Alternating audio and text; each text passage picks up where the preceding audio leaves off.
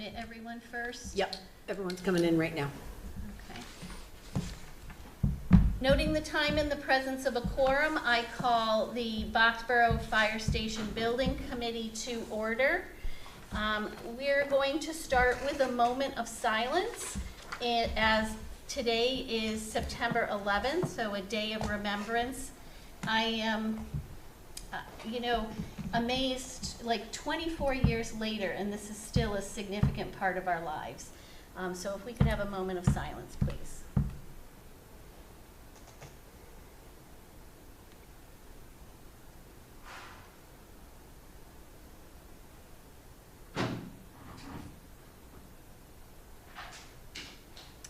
Thank you, and I'm going to pass it to the chief. Mayor, I just wanted to thank you for having this tonight, and also I wanted to thank the members of the community, all the town employees, and just any representatives from this committee that came to our remembrance at the fire station this morning. Thank you. Your presence and your participation in our remembrance ceremony was much appreciated. Thank you very much.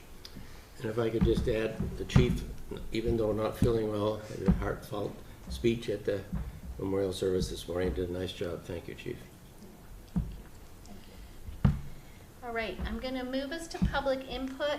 Before we open it to the general public, Sarah's been doing kind of a recap of input and some responses, and so I'm going to move it to Sarah first. Thanks, Mary. So over the last 2 weeks, we heard from the community about the list of these VE items, and specifically something that was missing from the possibility is that we don't do anything and we don't VE anything.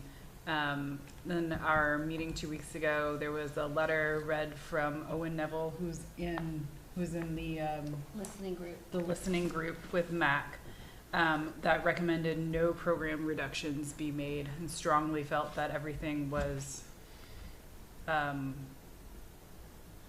think adequate's too light of a word, but adequate as is.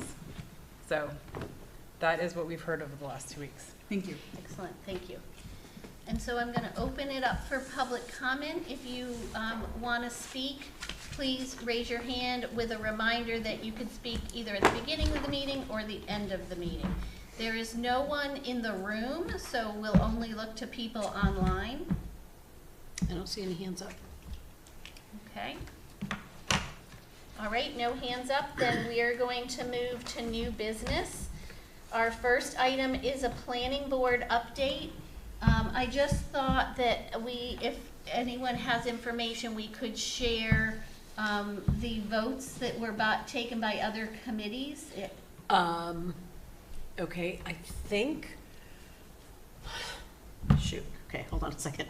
I know, well, let me start with FinCom because I have that information. FinCom voted unanimously on the 2 zoning bylaws. Okay. So to support them, to recommend them.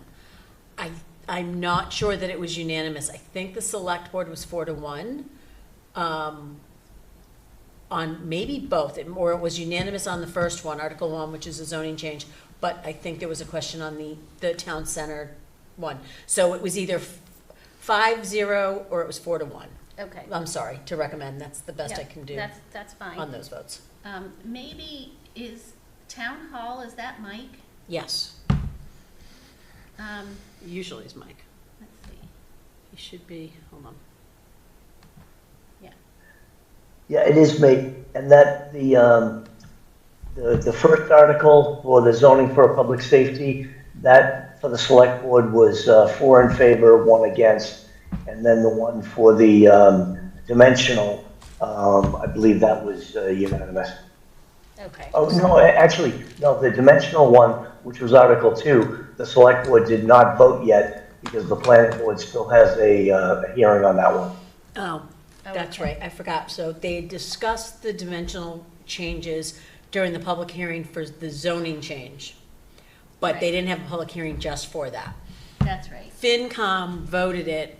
We had a select board member get on and say, they haven't had a public hearing, but our feeling is if public hearing changes it, we'll just change it on town floor. Yeah. That wasn't as important as the public hearing for Article 1. Yeah. So we were comfortable voting it. Do you know when the Article 2 public hearing is? Mike, I think it's like gonna be maybe the first meeting in October, is that right? It's early October, I'm not sure of the date. Okay, thank you. All right, Mike, are there any other boards we should hear about on the Articles 1 or 2? That's the only ones I know of. Okay, thank you. All right, I'm going to move us to updates on sites under consideration.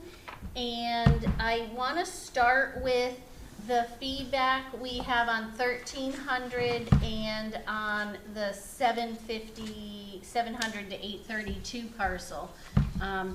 We have Scott Turner, who was, who did the work on this, and so if we could unmute Scott, there you go, you should be able to unmute. And I don't know, between you and Jeff, who wants to kind of give the introduction, but you guys can duke it out. Well, let me jump in first there, Scott, so I can introduce you a bit. So our charge was to look at a couple of specific questions very narrowly on two specific sites. And Scott from Fuss & O'Neill was hired to do this work, and it was, again, pretty narrowly defined. Scott has professionals in his office that worked on them specifically, so that though I'm sure he'll be able to get into the detail, he may not know the depth of detail for each of these items offhand. I know the specialist that was working with him is out this week. Unfortunately, didn't time well with this meeting, but we had been looking at 1300 Mass Ave regarding the wells and the possibility of either reuse or abandonment and new wells on the site, and what was possible based upon those wells. And that was, again, pretty narrowly defined. And on 750 Mass Ave, we were looking at the site distance for vehicles entering and exiting off the site onto Mass Ave, and what potentially would be required there based upon the site distance. So for those two questions, I'll turn it over to Scott and let you get into it. Just to say as a general point, also, we don't have final reports complete. This is a draft report from Scott at this point, and so a lot of work has been done to answer these questions. We don't have a final say yet. Okay, thanks, Jeff. My name is Scott Turner. I am a civil engineer and planner with Fuss & O'Neill.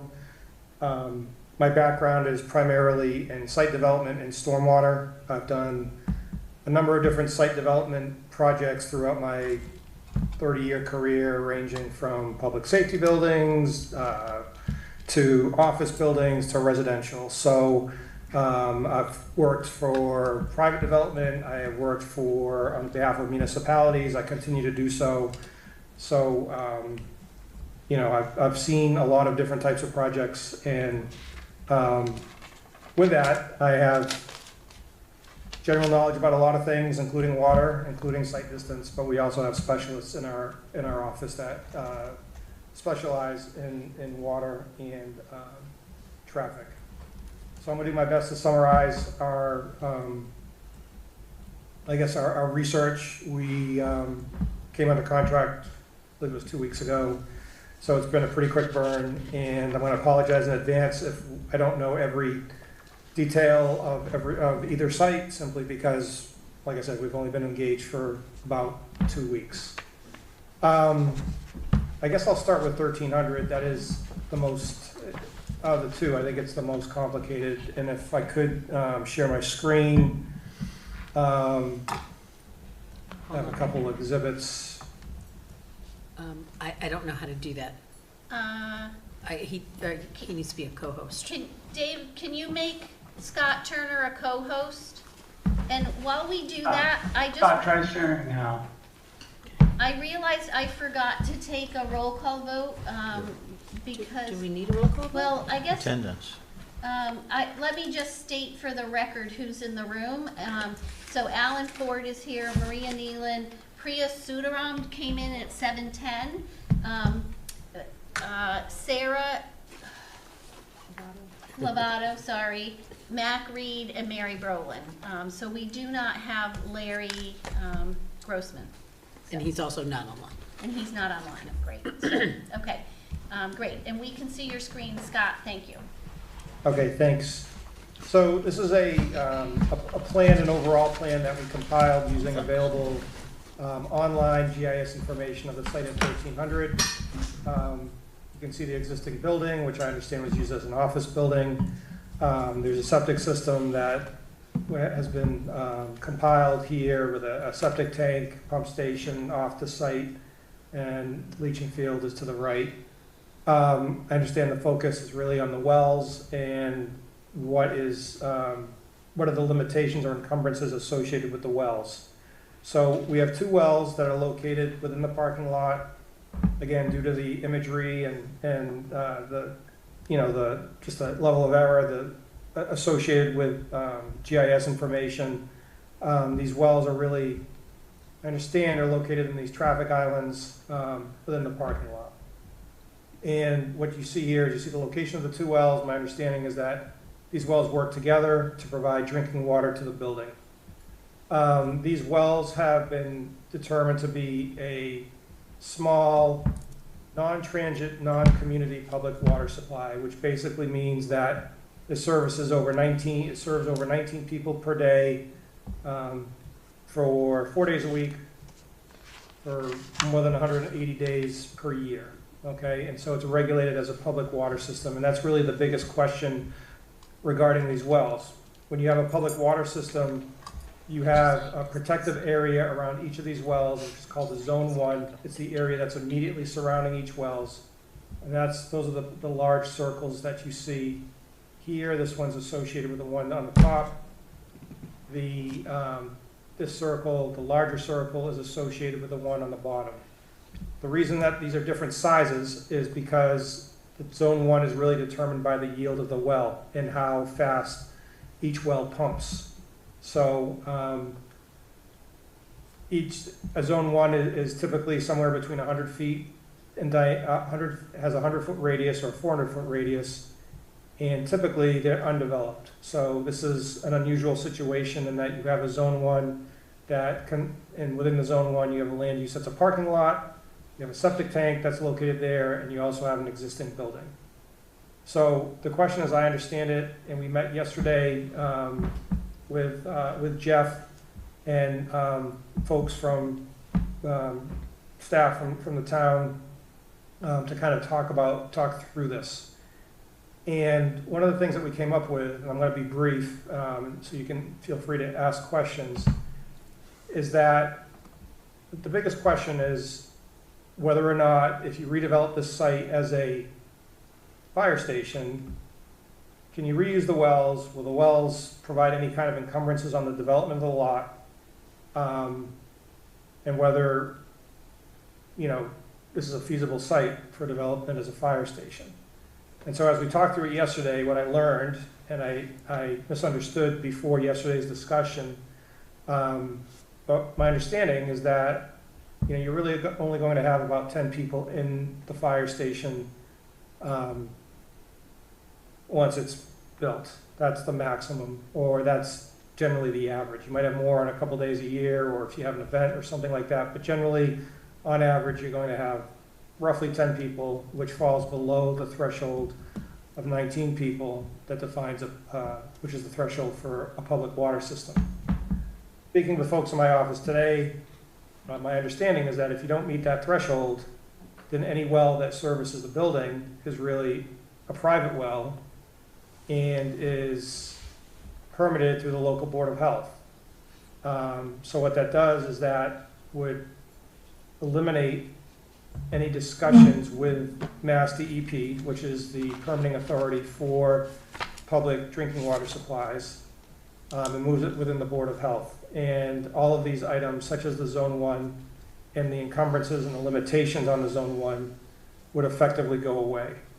That is our understanding based on the information that we have right now. We do think that there would be some type of coordination with DEP to extinguish these extinguish these Zone 1s.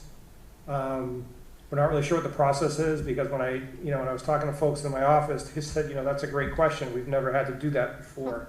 Typically, you get a public water supply and a public water supply well, and you continue to use it until forever or until it's unusable. So that's an unusual process and one that we're not familiar with, but there didn't seem to be any type of feeling that it would be difficult to do. So I get, you know, in summary, as long as you stay below that threshold of 19 people, I think the drinking water well issue or the public water supply well issue goes away. I think there may have to be some coordination regarding whether or not you can continue to use these wells. Offhand, I don't see why not. I did notice in the study that was done in 2019 that one of them had a slightly elevated measurement for lead, very small, and it was unclear as to where that came from. We have not seen any recent water quality information about these wells, and we don't know of any water quality issues with them. So if you wanted to pursue this site from a drinking water perspective, we think you might be in good shape. God, I just wanted to clarify one thing. You mentioned 19 people a couple of times, but your memo mentions 25.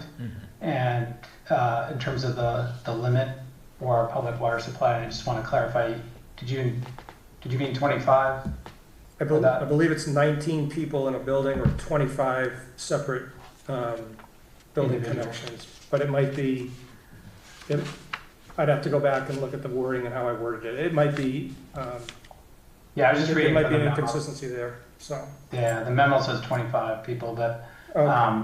Either way, I think the intent of what Scott's saying is probably clear to the group that we're below that threshold, and using a private well will significantly benefit the property here instead of treating it as a public water supply. So anything we do to consider this site further would want to distinguish between how many people would be on site. For instance, if we were to just build the fire station here, I think treating it as a private well seems reasonable. You know, you'd have to go through a process of, as Scott said, decommissioning and extinguishing those zone ones, and we'd have to locate either reusing those somehow as a private well with the fire station used there, or maybe drill new wells, but that's a whole separate question.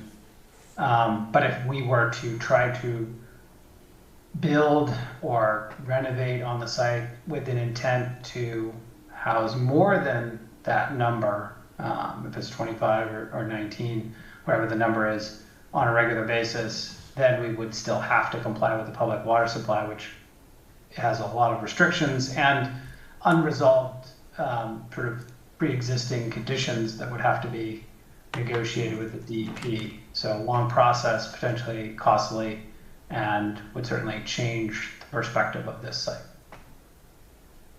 And can I note, or can you guys comment on that some of the circle for particularly the larger circle, but maybe even the smaller, and the septic that runs onto a different piece of property, is that correct? That's correct. And so, you know, there's a lot of things that are unusual with this site. The first is, you know, typically when you're permitting a public well, you want to have the entire zone 1 on your property because then it's in your control. So these show zone 1s that go off of the property, which, you know, we don't know the circumstances under which they were permitted. So there might be a reason for that, but that's something that is unusual. The other thing is, you know, again, you don't really want any land uses within the zone 1s, like a component of a septic system or a parking lot. So we're not really sure how that occurred either. Maybe the regulations changed, or there was some type of arrangement with DEP for that. Sarah, and then I'll go to Alan. I just wanted to have either Jeff or Scott reiterate for the public the difference between the people in the building for creating this like private versus public well, and how you calculate building code occupancy load. Because I just want to make sure that that's absolutely clear for the public, because those are two very different things. I don't want Yes. there to be any confusion over that. Certainly. So the way that it appears that it's looked at from DP's perspective and Board of Health's perspective for designing for water systems and wells is completely different from looking at it in terms of what the building code would treat as the maximum occupant load of the building. You can do various different calculations based on the building code of the square footage of certain spaces and determine the total maximum number of occupants that could fit in that building that's allowable under code. And while that is theoretical, that could happen, that the building would have to be designed for fire protection and egress and a bunch of other things to support that.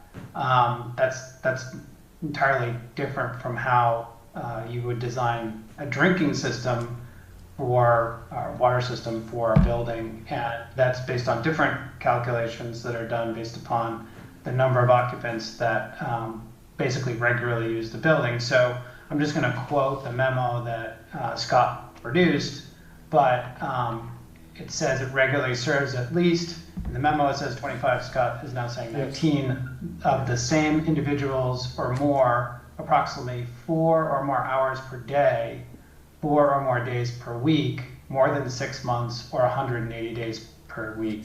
A year, I think that means year, such as a workplace providing water to its employees. So the intent here is that you want to, design the system for the regular users of the building and not this theoretical occupant load that the building code might address. Otherwise, you would have a lot of water systems that were way over designed and probably wouldn't fit on the sites that they were designed for. Scott, do you want to say more about that?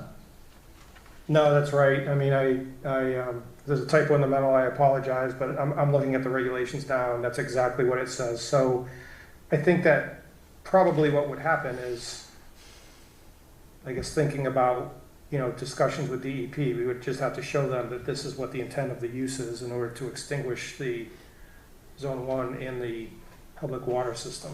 Yeah, and I'll also add to the point about occupancy load.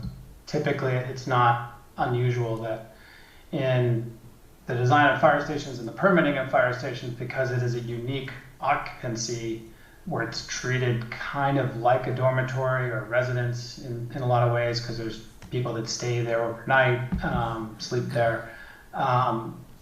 In similar ways, designing septic systems, it's often designed around that regular occupant load rather than the theoretical. So if you have public meetings that, a couple hours long, couple days a week, 4 or 5 days a week, those don't trigger the same requirements to design the water system to support that increased load. So even if we have a training room and the department has events that happen throughout the year, that wouldn't still cause rise to design a water system that's larger. Thank you. Alan? I'm just wondering, this system is obviously designed for an office building, and it has 200 parking spaces, so they obviously were thinking of a much bigger population in the building than we would ever have. And it makes me wonder what it makes sense to try to abandon the use of the bigger well, because we just don't need the capacity. And by abandoning that well, we don't have to worry that the Zone 1 goes under the building and off the property and so on. We don't need the capacity of it anyway. So would that make sense to try to think about it that way when looking at a building that's only going to have 25 people in it regularly or fewer? My take on this is that the first thing if this is a viable site, that's the first big caveat, but if we're looking at this as a viable site, I would say our approach would be to treat it as a private well, and that conversation would happen with local Board of Health and DEP to make sure everybody's on the same page. But I mean, it seems pretty typical that this would happen with smaller use occupancies like a fire station, which we have seen in other communities, and that would eliminate a lot of the regulation around the zone within that wellhead.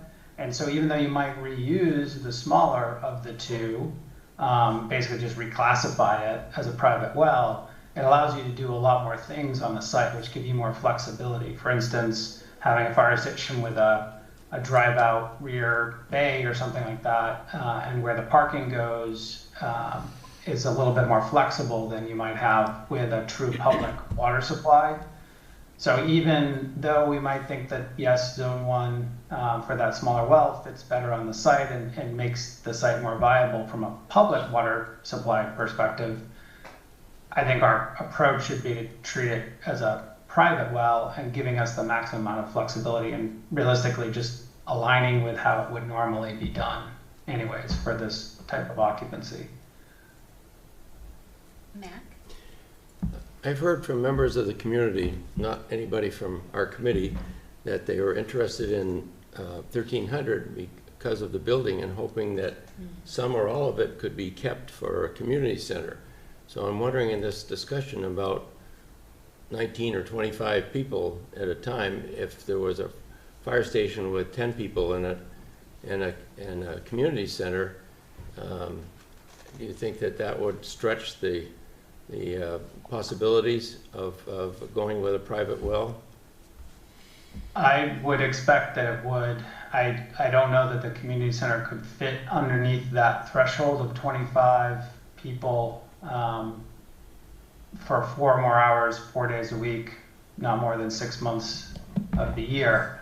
So considering the use of the senior center, I would expect that to be, clearly above that, and a senior center should have greater number of people than a fire station. So put together, the two things probably would get over 25 people.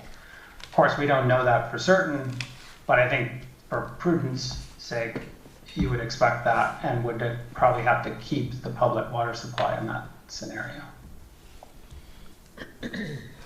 Priya?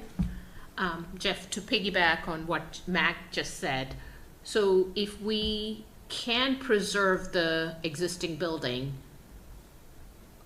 where would we be building? Would it be on top of the wells where it is currently? If that is the case, is it feasible for us to close down any of the wells and dig another one? Is that even a possibility? And in that case scenario, will that be, I'm assuming it'll be more like a public water supply, right? Like if we are preserving the building for a community center and then the fire station, how does that work? Is that even allowed for us to close out both of the wells and dig another one?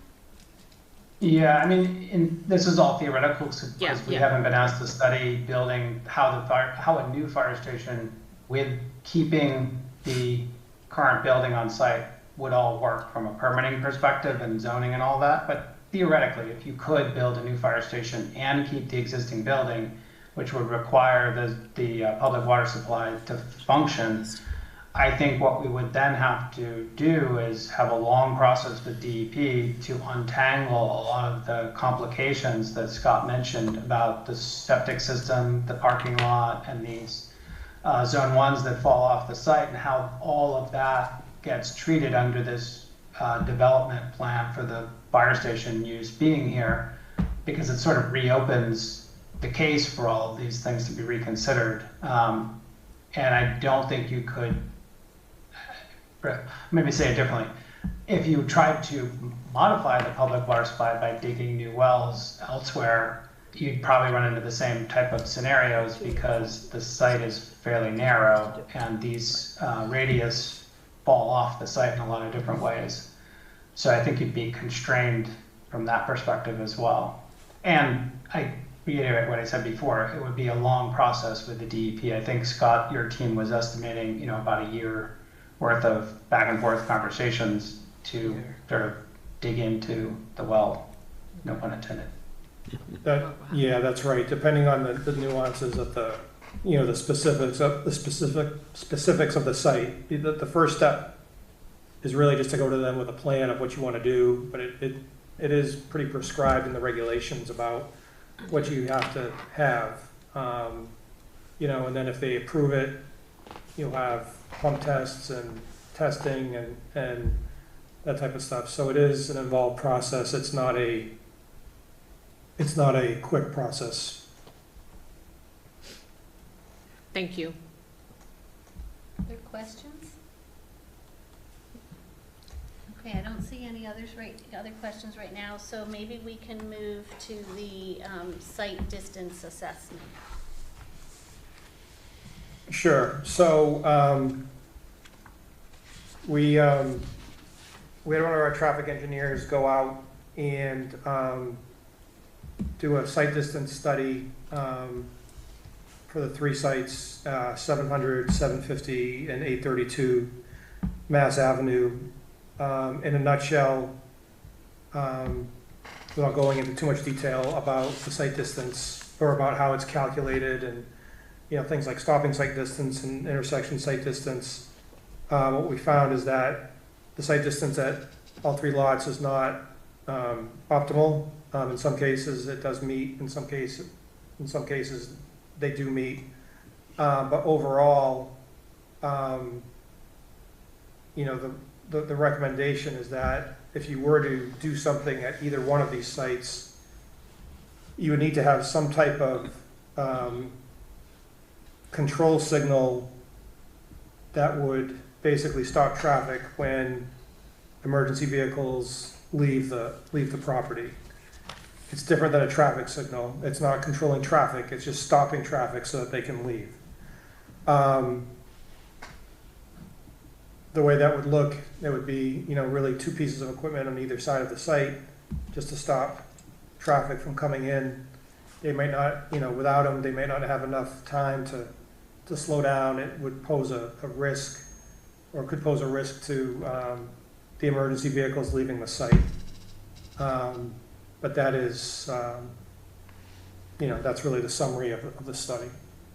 Yeah, I'd add on to that the work that they have done so far seems to have determined in most cases, whether you're approaching on Mass Ave or you are trying to pull out from the site, in most cases, there's not enough room to see appropriately. So signalization would likely be warranted here. And the signal type, as Scott said, would not be a full traffic signal.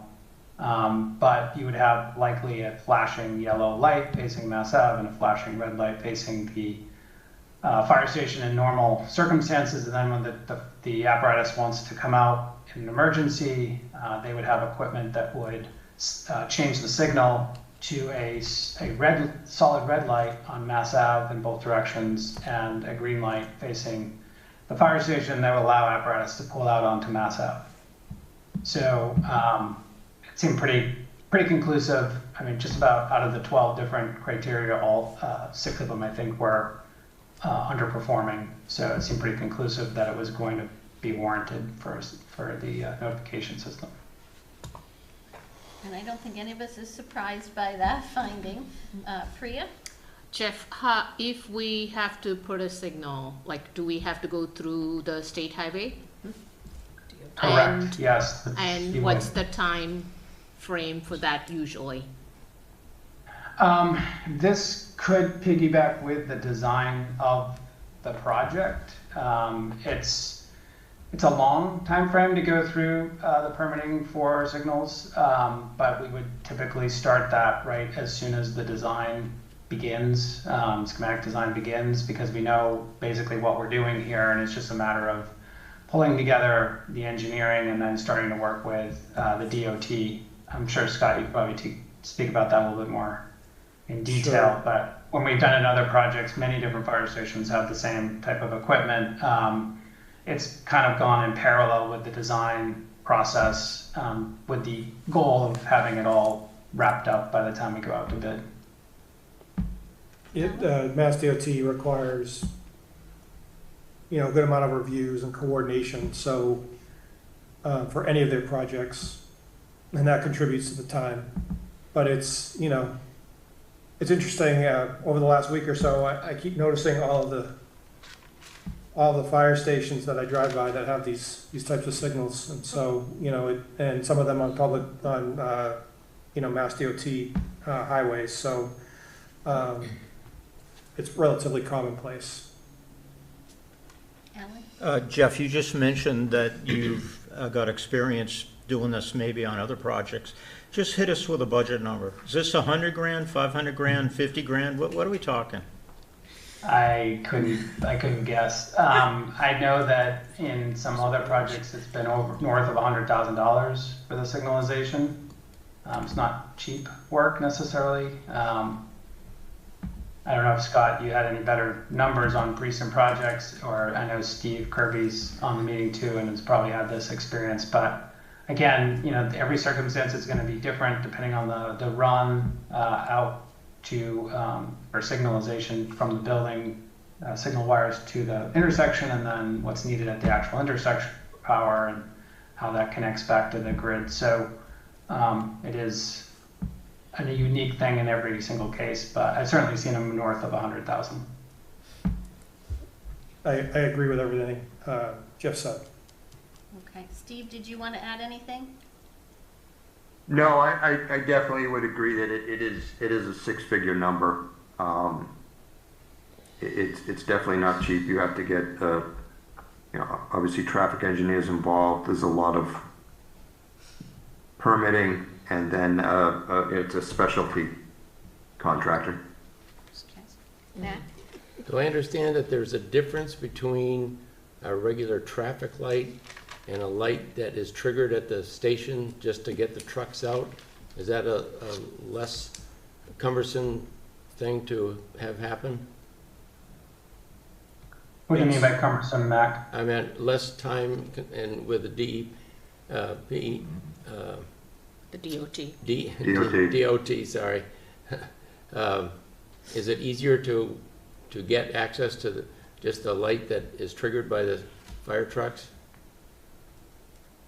That's my understanding.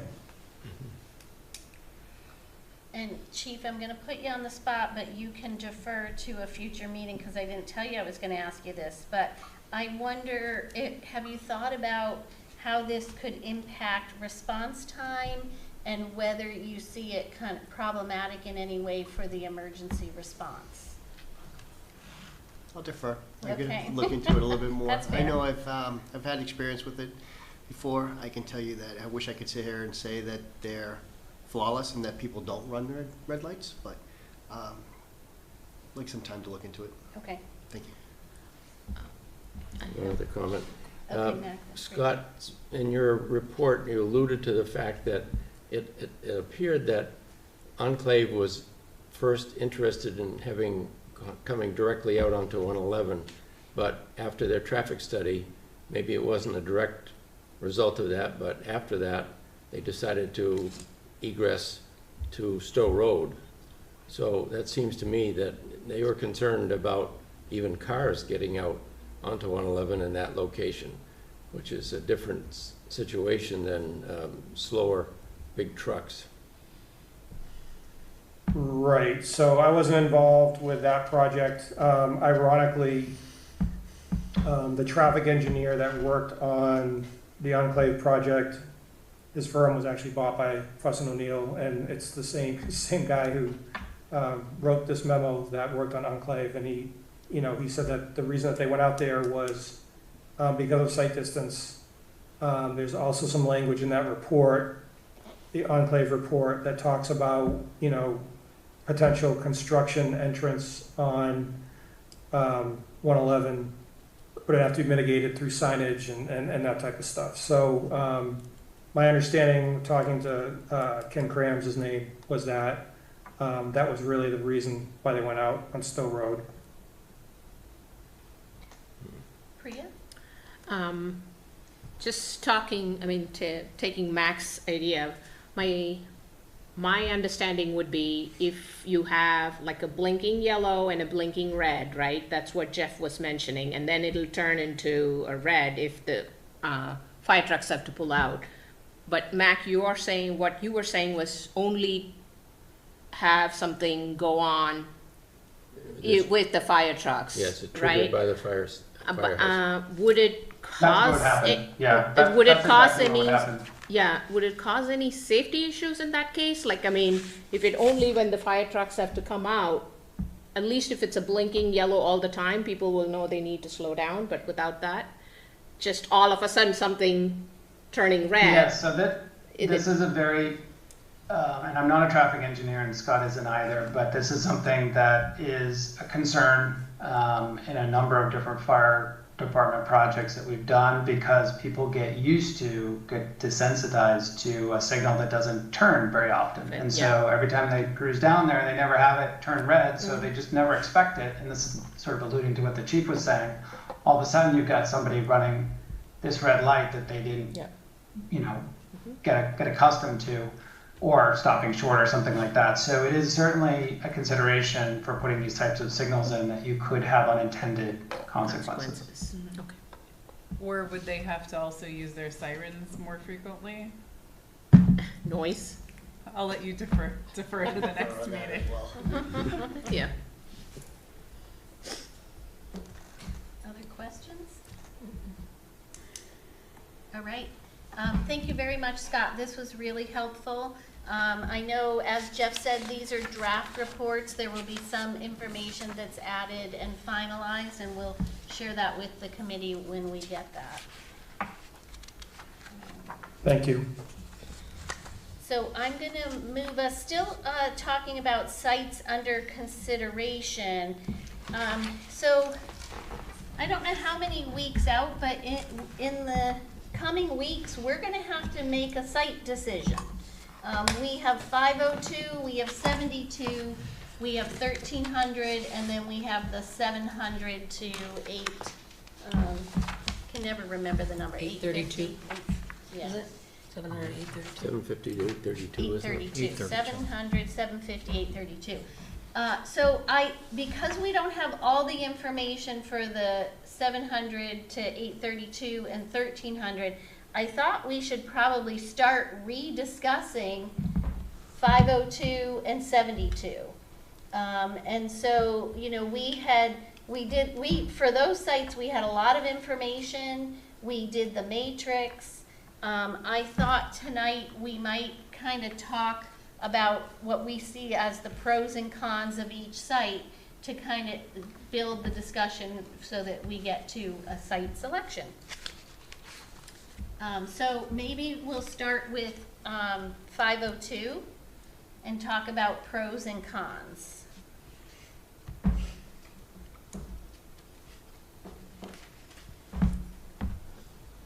Or if people have any questions as well. I have a question for Jeff, I guess. I'm confused at least, do you believe that if we built on 502, that we would have a reduced footprint? We would have to have a reduced footprint and therefore a reduced program? Well, if you consider what was previously proposed, the program was pretty similar to the 72 Stowe Road site, with the two sites that were previously put forward. So, there was a different configuration of the building, but the program was fairly similar.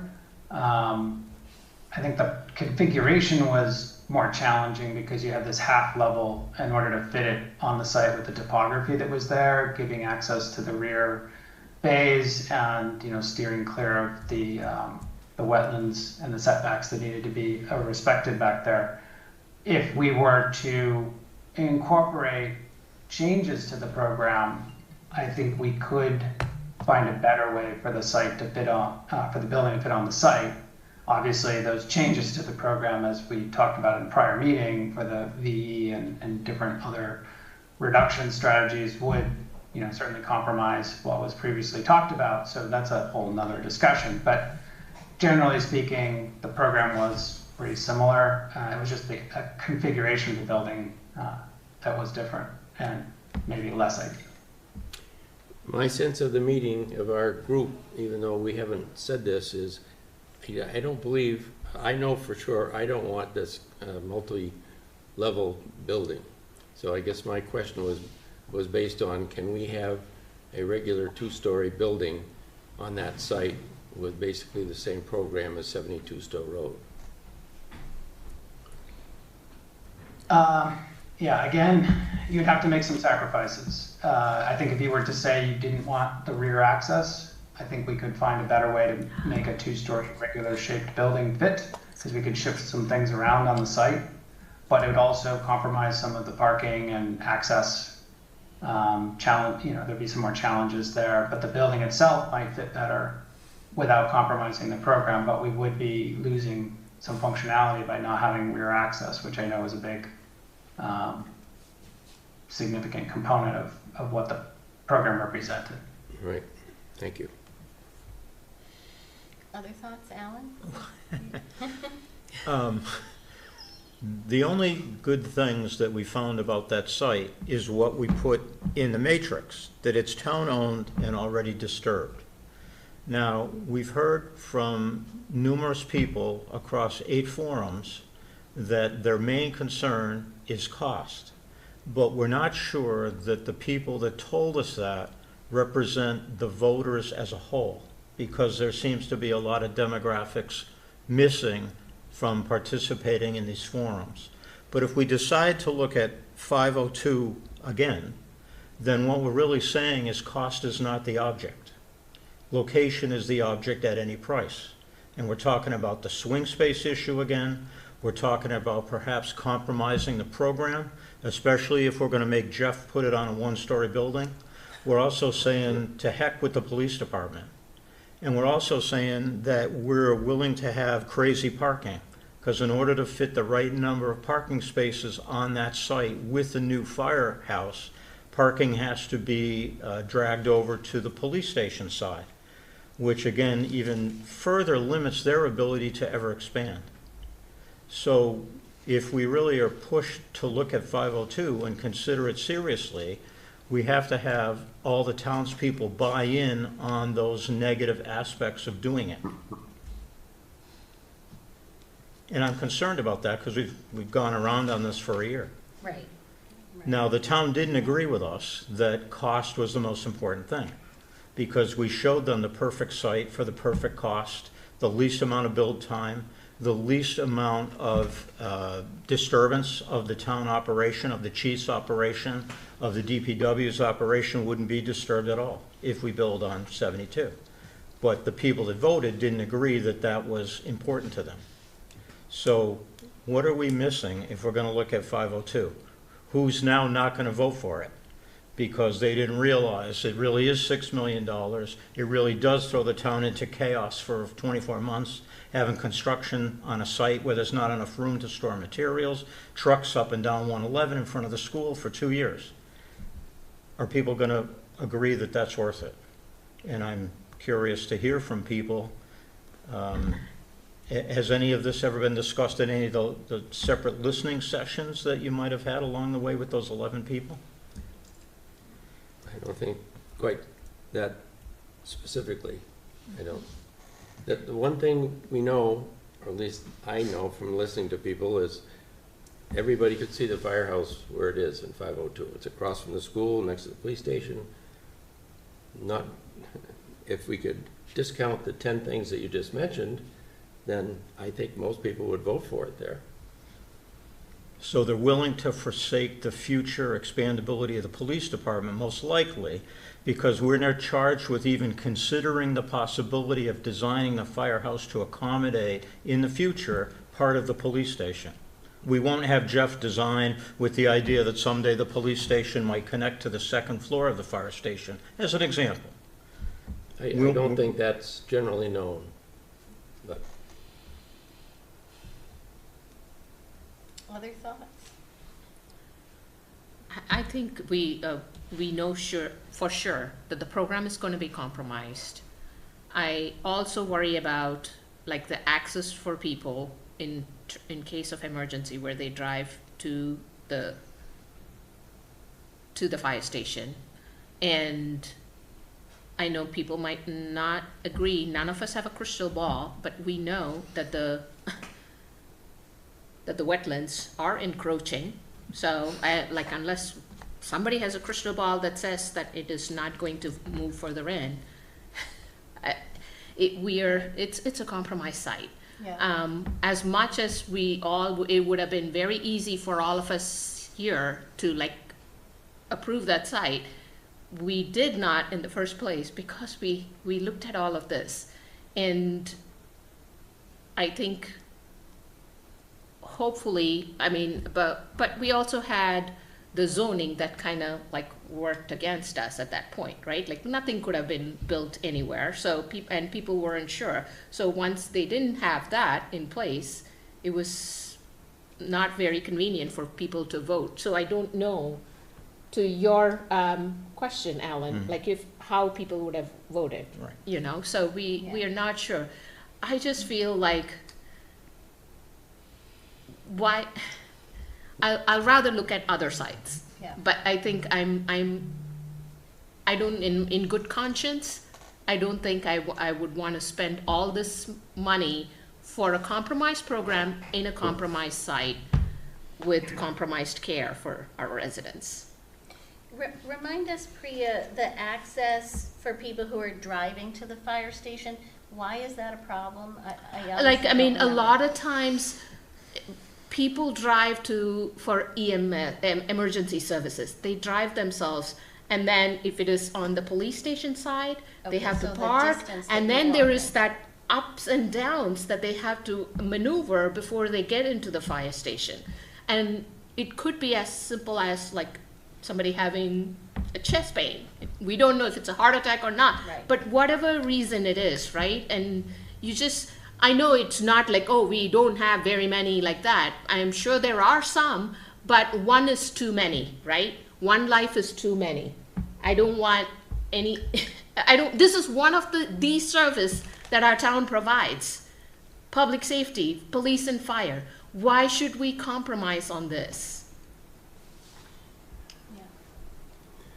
I had some concerns about the wetlands, and maybe I still do, but it was pointed out in our listening group that, as I recall, that the level, the floor level of the fire station would be higher than 111.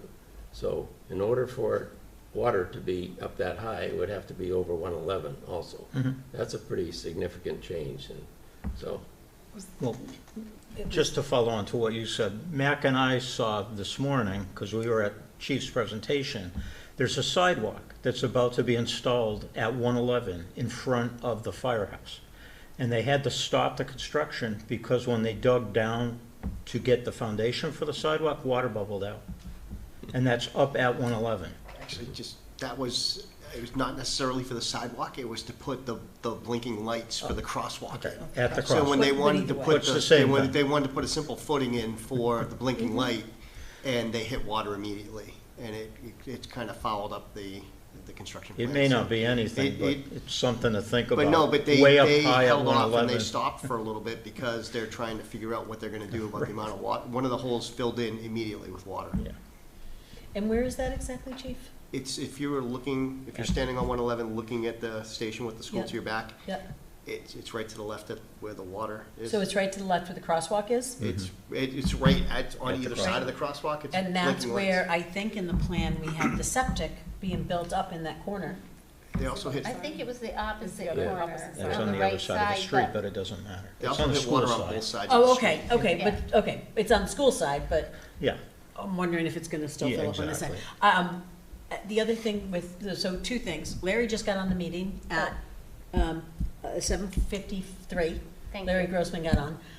And what Priya was saying about the triage, people driving, it's not just, it's bad enough you're having a heart attack and you have to walk, but then when you get inside, the triage room is above the bays. So you go into the triage room and then you need to go get into an elevator to go down to get into an ambulance. Is that I think what I that remember? was my point. I Right. don't think anybody on this committee wants a split level Yeah, exactly. building. the So exactly. I think logistics that's of out. it is difficult. So what we would need to do, so at one point, we were having context push the building as close to the police as we could to stay out of the wetlands. But I think to get out of that situation, we have to let them push it deeper into the wetlands Right. and not have that adjustment. So, my thought on this, pros and cons, I don't see a lot of pros, other than we might satisfy a few people in the community. It's easy. Maybe politically it's easy. But really, everything that's been listed here, it's really hard to say there's any pros in this location. And I know that's not gonna make some people happy, who have been really pushing for it.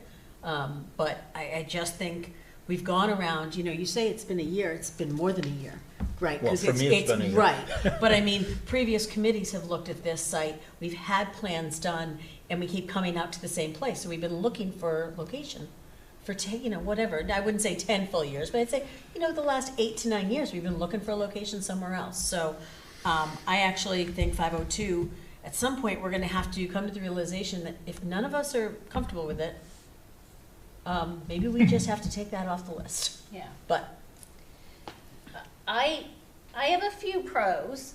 So I do think that for neighbor-wise, the neighbors around the current site are not concerned, and it addresses the abutter concern at 72 Stowe Road. Zoning is better at 502, even though we've had a ruling that says nobody can build anywhere in town. I do think that is it special permit or a review because of pre-existing non-conforming? but have we heard that from the building inspector? I don't think we have. No, but we have a legal opinion, 1 out of 2 legal opinions about that. I think it is, if the zoning does not pass at October town meeting, 502 is better on zoning than 72 Stowe Road at this time. Hopefully, it's moot come mid-October because hopefully both sites will be eligible. I think the response time is really good from that location. The well water is good because we tie into the Hager well, and the sight lines are very good. So we have all of that.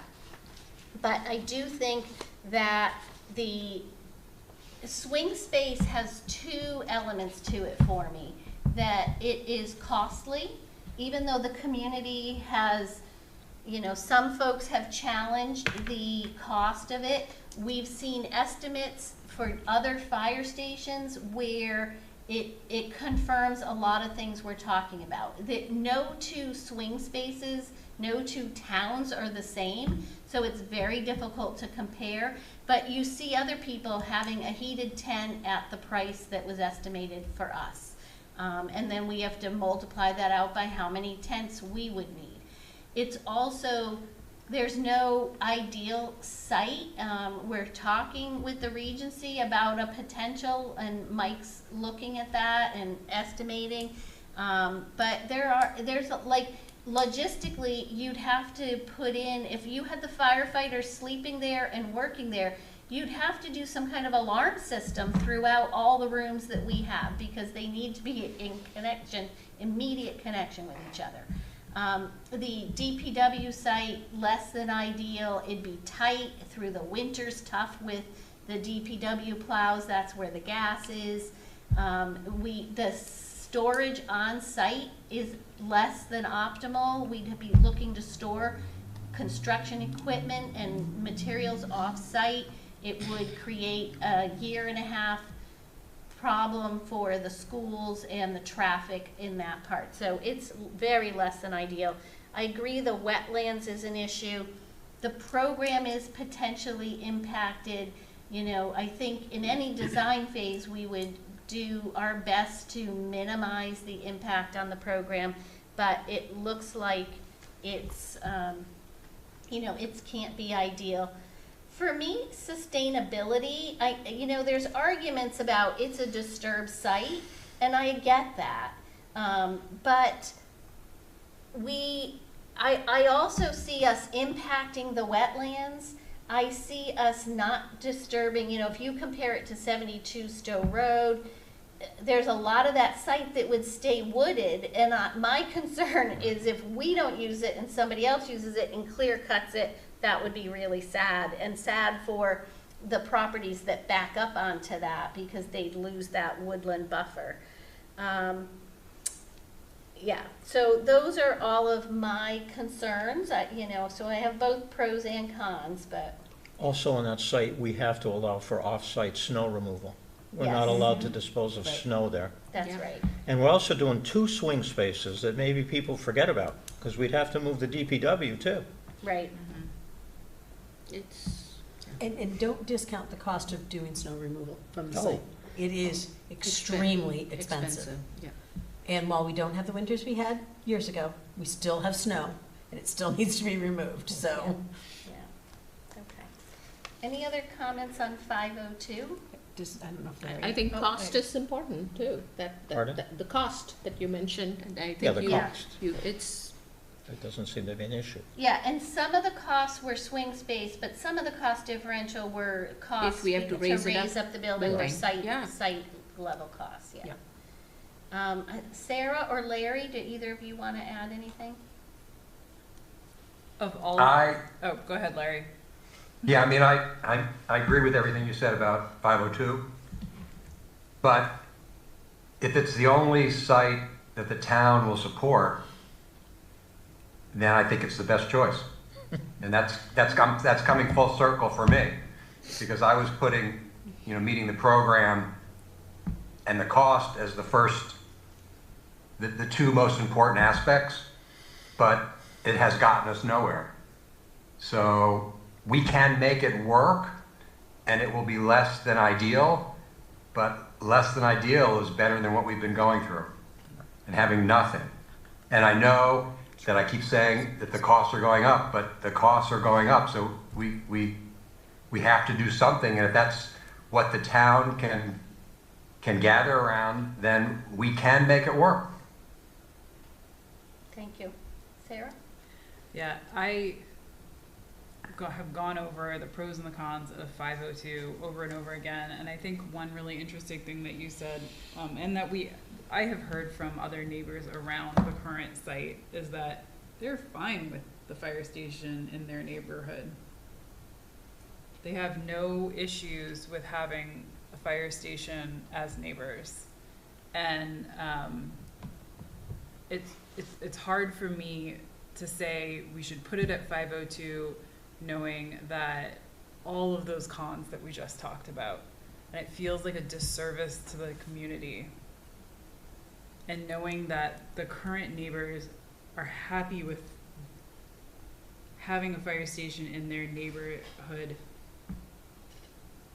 makes me think that that would happen in the future as well, no matter where we would put it.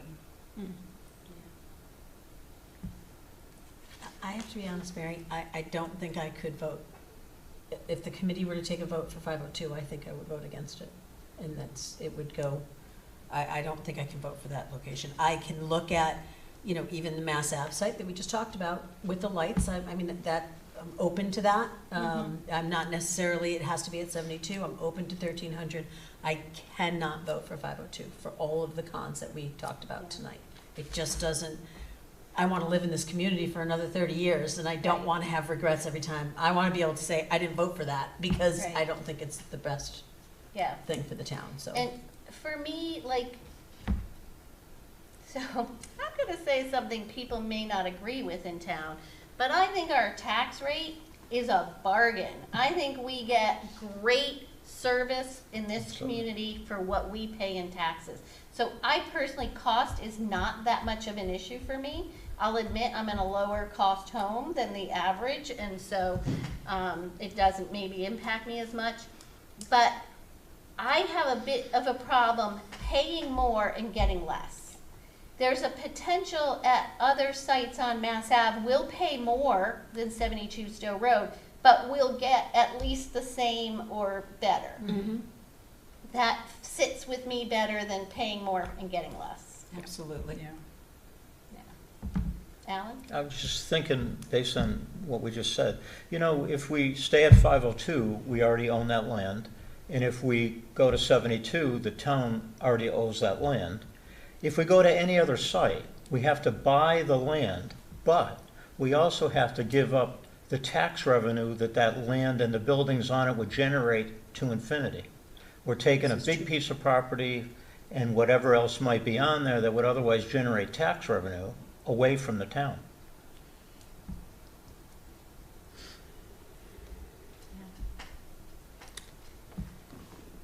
To counter that, though, Pardon? thinking the other side, if 72 Stowe Road was sold to a private developer, there would be taxes coming in. Absolutely. Yeah.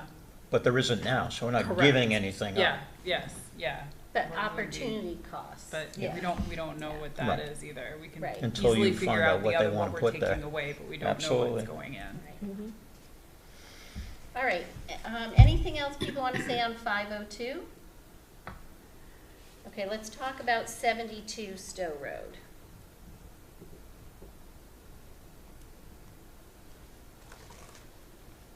At least at this point, we believe that's the least expensive of the four places we're looking at. Is that correct? Yes. Based on the Yes. possibility of Yes. buying the other properties. Yeah, And at the moment, we think it's the least expensive with the programming. Yeah. That is most efficient.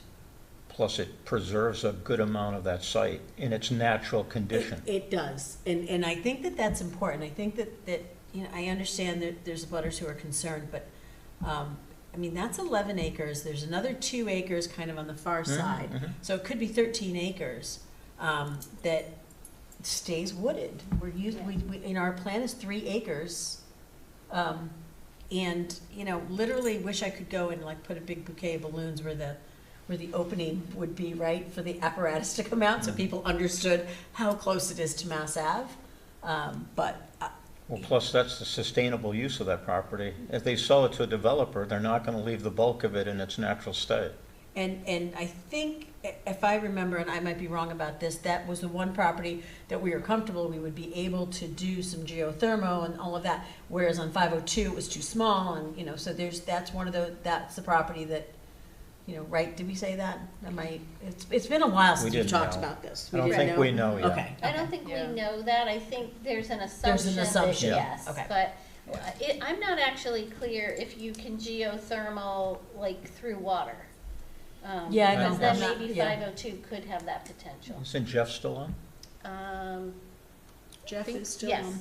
I think if they're going Let him like comment, 600 or feet, probably they Steve. can. Steve would know. They go all the Well, way Jeff just popped to in. No, you can, yeah, You you can, you yeah. basically, they'd be closed wells, they would basically be through pipe. Mm. So, yeah, you can. Yeah, okay. Jeff is nodding, so, okay. So forget that point, but. It also has a shorter construction time, and that is in the cost, part of the cost differential.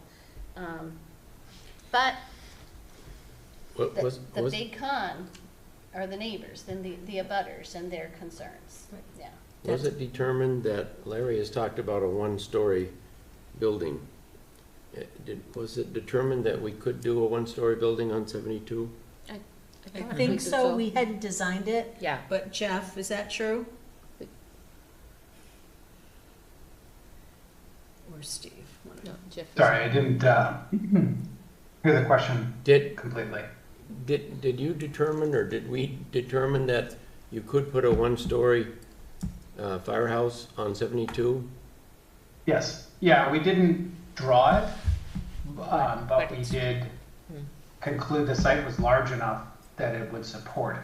I think there would be some grading challenges because of the way the site slopes for that, and it certainly would be a larger footprint than the design was already created, but it would fit on the site. But it would be a lower, from the street, it would be lower. And then we'd also save on the stairs, the An elevators, elevator. the But mechanics, you're and all gonna of pay that. more for the foundation. We would pay more for the foundation, but then with maintenance, we wouldn't have elevator maintenance Yeah. Yeah, for the next operating 50 costs. years. Second operating. floor doesn't support any weight anymore. Doesn't need to be designed to be structural. True, yeah. Right. So that'll be, once we pick a site, then we're gonna have to discuss 1 or 2 floors, but we'll get there, because that'll be, we have to decide that to design it. I mean, I think 72 is, as I think you used the word, the perfect site for the perfect programming, but we do have an abutter issue. We've never been able to get to the point with the abutters to deal or to have conversations about mitigation. Right. What would we do? We know we hear concerns about the sirens, the noise, the construction, which I get that. And I get that you also, with respect to sheriffs in Tinsbury, they went through construction of Enclave, Enclave, and I'm gonna be honest, they went through a lot with that. I will not say the developers did a really good job screening and making sure the neighbors were not, and it wasn't just them, it was all the neighbors Yeah. on Stowe and on Burrows where it backed up to. So there was that. I understand that, but I, we've never been able to get to a point where we can sit down and say, all right, let's talk about the sirens. Let's talk about, people talk about hearing loss because of the sirens, and that is true for the firefighters in the truck. It's not necessarily true if they have to put the sirens on to go down the street 50 feet. But we've never had those conversations, whether or not, what the screening looks like, what it looks like from the street. And I think that's the sad part about this, because I would love to be able to do that. I just don't know how to get there. I mean, we've talked about it a little bit for those who've come to forums, the Right, but I possibilities, feel like we but need to not in talk to depth. that. We need to Right. say to these abutters, please come to a meeting, just us. Let's have a conversation, give us your list, and let's talk and figure out how we make this better. We've never done that. We've sort of said, okay, we're looking at this, and we've talked about various things, that we can turn the sounds down on the trucks, the backup, whatever. But we've not done it in such a way that if I'm living there, maybe I don't feel better right now, but maybe if we had some real mitigation on paper with the engineers and said we could do this, and this is what it does, and this is how it reduces the noise and the lights, then maybe I do feel better as an abutter, but we've not done that. We did have some of that right at the very beginning. The chief was there, Steve was there, Alan, and we, on a rainy day, met on the Right. porch there, and there were about 20 people from Enclave there. Right. And we did have some discussion about the mitigation kind of things, because they had some concerns about it even then. I think it would be important, the next time that we go for funding for the articles, to include some of that information in the article, saying that the design will include, Yes. In December. Traffic, noise, yeah, these Light. things. Because right? we've, Those- it was even a month ago, somebody came up and was still concerned about pedestrian traffic, bike traffic, which they have in front of 502 Mass Ave too, because That's They right have a across school from- with Yeah, 400 because they kids just put in the crossing in front of the fire crosswalk. station. Oh, yeah, But 24 regardless months of of that- Mind you, I construction just want when the to school buses also, are- just about that, yes, we have the school across from the street from us with the traffic coming across. Mind you, we have no mitigation factor, like mitigation methods between us and the school. There's nothing. We haven't lowered our sirens. We haven't lowered our backup alarms. We haven't, as far as I know, and watch, tomorrow there'll be some because I said this tonight, right?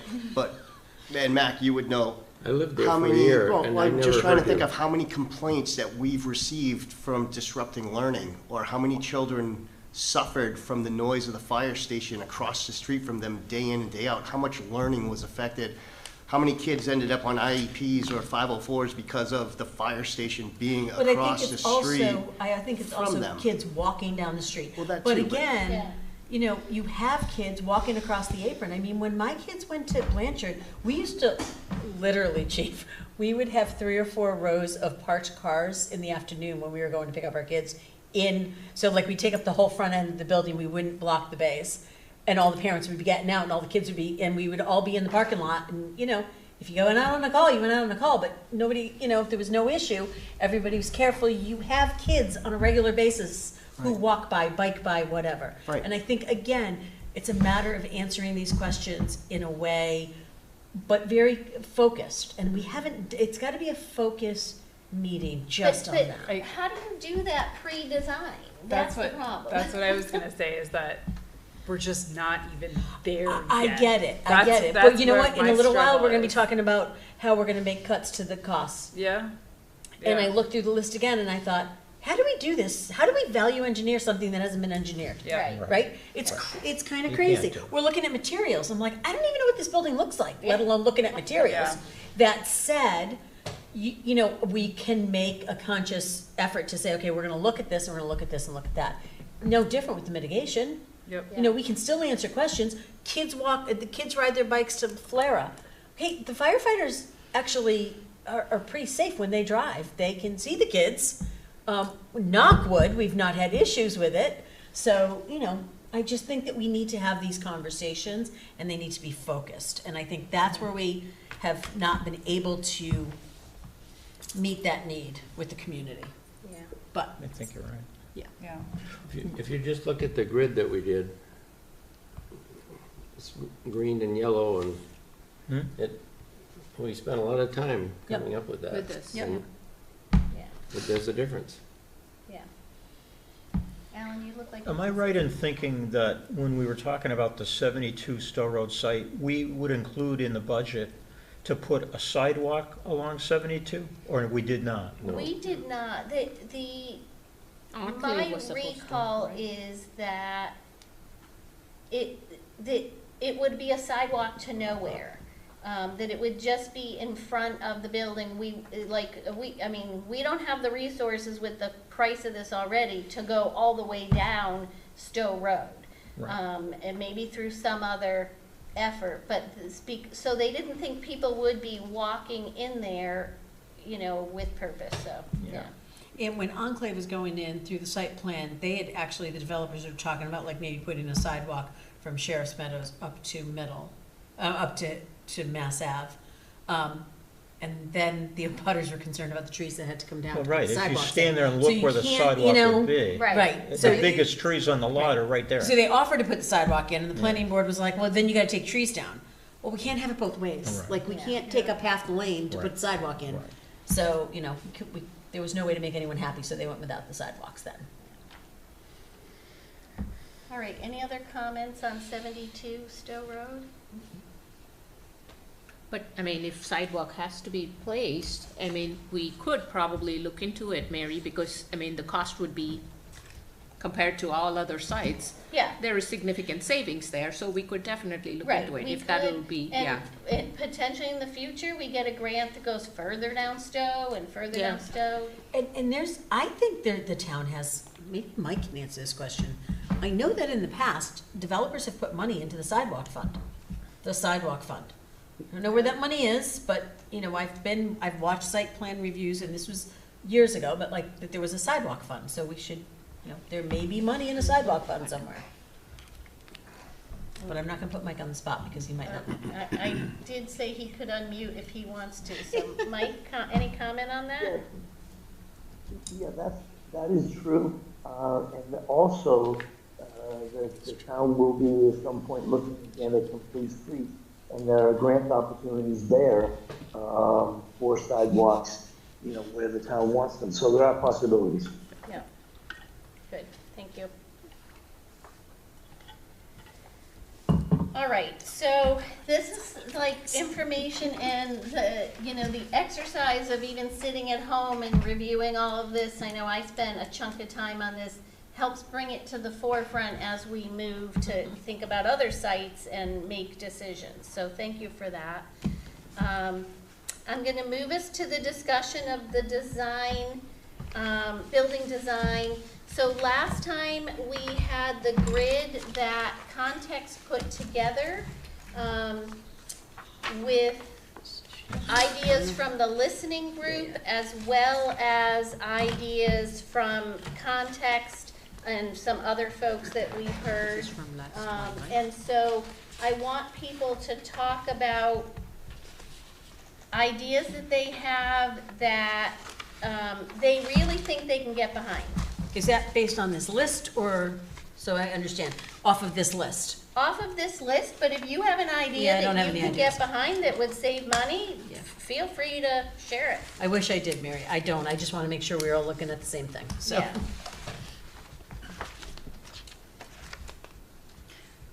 I'll be honest with you, I went through the list, and I am just not willing at this point to make reductions on anything when we don't have a design, Yeah. a full enough design. Yeah, I agree completely. I don't think we can decide anything. I'm more interested in what can you consider? Because honestly, I have the same problem. How do you value engineer when you don't even know what's engineered? Yep. There are a lot of these that I would consider in the future, for Yeah. sure. Mm-hmm. But I don't have a design yet, so I couldn't even, I love the idea of reducing the duration of construction, though. I don't know how you're gonna make that happen, but I'd love to see that. We can get behind that one. I can get behind that one. Can you lock that in now? I think it's when you get to the end of the list. Maybe like item 23 and onward, where we're talking about systems. And as we get into the design, we can rely on Jeff and the rest of our design team to say, you know, you could really save some money if you change the kind of HVAC you have.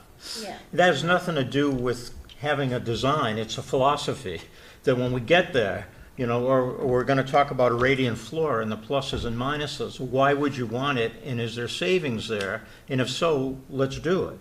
But we're not there yet. But systems are things where you can think about, you want to talk about them when you get to the design. Sarah's right when she says there's no point trying to decide now if we should cut 10 square feet out of the lobby. We don't even have a lobby. We're going to say to Jeff, which he already knows, we want the most efficient building that meets code and nothing more. Yeah. And that's where we're starting. So there's really not going to be anything left to cut without cutting into code. Well, that's not true. Okay? There's a number, we went through it, there's a number of discretionary items that could be reduced in the program, and that becomes the basis of design before we've started design. And we did go through and say that, you know, the meeting room could be smaller and meet most of the requirements, but not the larger meetings. And there were pros and cons of that, but it still met a lot of the requirements that we had. And there were a number of things. That was the single biggest one in terms of square footage. But there, you know, when you take and you save 20 feet here and 30 feet here and 50 feet here and 100 feet there, at the end of the day, it adds up. And if you have 500 or 1,000 square feet, it's significant. And so I think just by saying that you don't want to do anything now is not what we heard from the town. The town asked us to come back and tell them what we could live with, and we're saying we can't live with anything other than what we've given you. And I don't think that's the right answer. I don't think that's the right answer to keep the project moving. And I don't think it's ultimately the right answer for the town. Can I say something? And I know that I've been in the minority here, but we're not getting anywhere. Yeah. And we had focus groups, and we heard that front and center as the primary issue. And now we're saying, we heard you, but at this point we can't respond to any of those things. And I think that's unreasonable. I think that's not the right approach. Okay, Sarah? I'm gonna say one, I wouldn't say that these items are discretionary. That's the first thing. And two, Well, not all of them, but there are some that are. I don't think any of these items on here are discretionary. They all fit a purpose and a need that the fire station currently has or plans for in the future. I think Well- there's some reductions that we might be able to make, but I don't think they're discretionary. One idea that I had heard before was combining some spaces, but in the long run, without a design, is that really gonna save us anything? We could say it does now, but we really just don't know. I've seen situations where you try to combine to eliminate certain things, and then you have a big storage that is in a room taking up space, as opposed to if you had actually built it in, it would have been much more easier, right? Like, I mean, I think that's what we are trying to say, Larry. It's not like we are not willing to like cut anything or take anything off. So yes, we will be willing to, whatever is there in this list, we will definitely look at all of them and cut as much as we can to the bones. But we can't do that now, right? Like without having a proper design. I don't believe that's true. I mean, if this was the approach that I took during my 45-year career, I would have been out of business a long time ago. You just can't say you can't do it now. You can. You can do it. And it's not going to be, if you do this, you're not going to have a functioning fire station. It's going to function differently. You're not going to have as much flexibility. You're not going to be able to host as many large sessions. There are things that will be reduced, but the fire station will still function. You can see the level of service we're getting from the fire station we have right now. And I'm not saying that's, right or fair, but you can do with less. And you can ask Jeff, and he'll tell you that he's been in this situation, he's listened to these meetings before, and he has reduced programs that people say, you just can't reduce anymore. These are not discretionary, you just can't, and you can. And I think that we're just not willing, and I think that that's not the answer that's going to get us. That's not true, Larry. Okay. It's not willing, it's not true. I'm gonna go to Mike, Steve, and then I'm gonna actually say something. So Mike, I want to, I'll get in line. One thing I wanted to point out that was on the list that I think is discretionary, and I'm glad I saw it come up, is switching the curbing from granite to asphalt. And it does save money, and I don't think it affects the program. I agree, that's on my list as well. So are we gonna go through these, because I have comments on certain things Well, too? So we're yes. gonna go through in order once everyone comments? Yes. Okay. Steve? Yeah, I just wanted to mention that, there's certainly square footage that can be reduced. And there has to be a discussion on it, but sometimes when you reduce square footage, there are consequences that are related to that reduction. And as long as we're aware of what those are, and it's accepted, then you can implement that. One thing that we had talked about previously is, we've got a bunch of small reductions, 10, 20 square foot out of a room.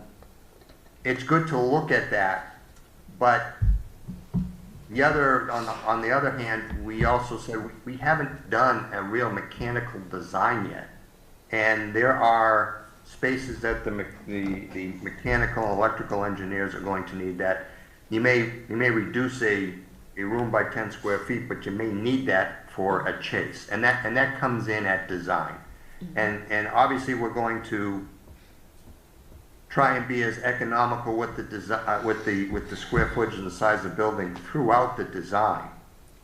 But I do think, some things we can sort of say, yes, we can, the meeting room is an easy one because, if you reduce the size of that, okay, but there are, like I said, there are consequences to doing that as far as having all the staff there to train at the same time. And if that's acceptable, then, that can be built into the design. Thank you.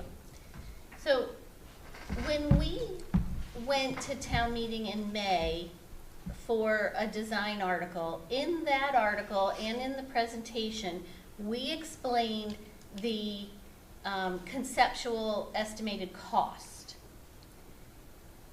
What the big input we're getting from the community is it is too expensive. I don't think the community really cares if we take 10 feet off here, 10 feet off here, change this wall finish, change the curbing. They want to hear us say it's going to be a less expensive building and that we're going to do everything we can in design to do that.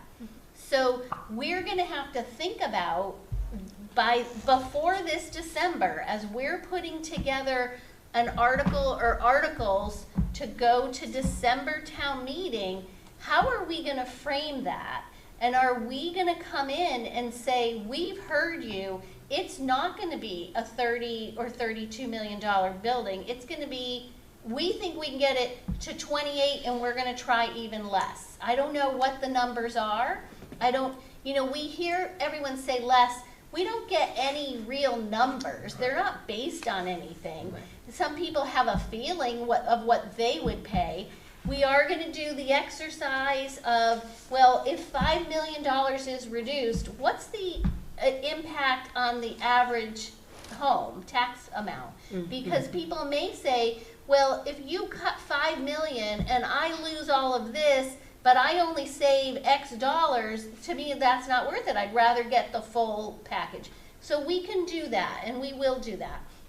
But I'm going to ask you all to be thinking about what's this number we can get to, and then in the design phase, we start doing things like this to get to that number. Maybe we need to set the cost of the land aside from the cost of the building. Because Because for that's about $30 million, Yeah. we can do a Stowe Road building and get some cuts out of it.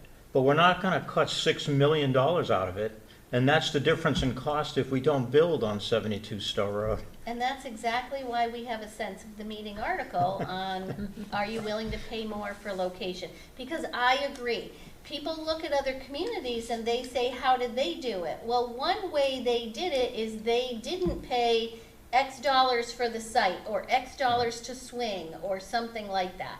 So I agree that if we could pull that off. I'm also thinking, and we have to discuss this, I'll put this maybe on the next agenda, that we have to consider in December, do we bring an article to buy the land? Right. Because then we know what site we're building on, we know if we have that land. We need to know for design if we have the land. And so, and then the later construction cost would not include the land. So, Matt. So, I did, if you will indulge me in my homework, looking through this list, because our listening group helped generate it.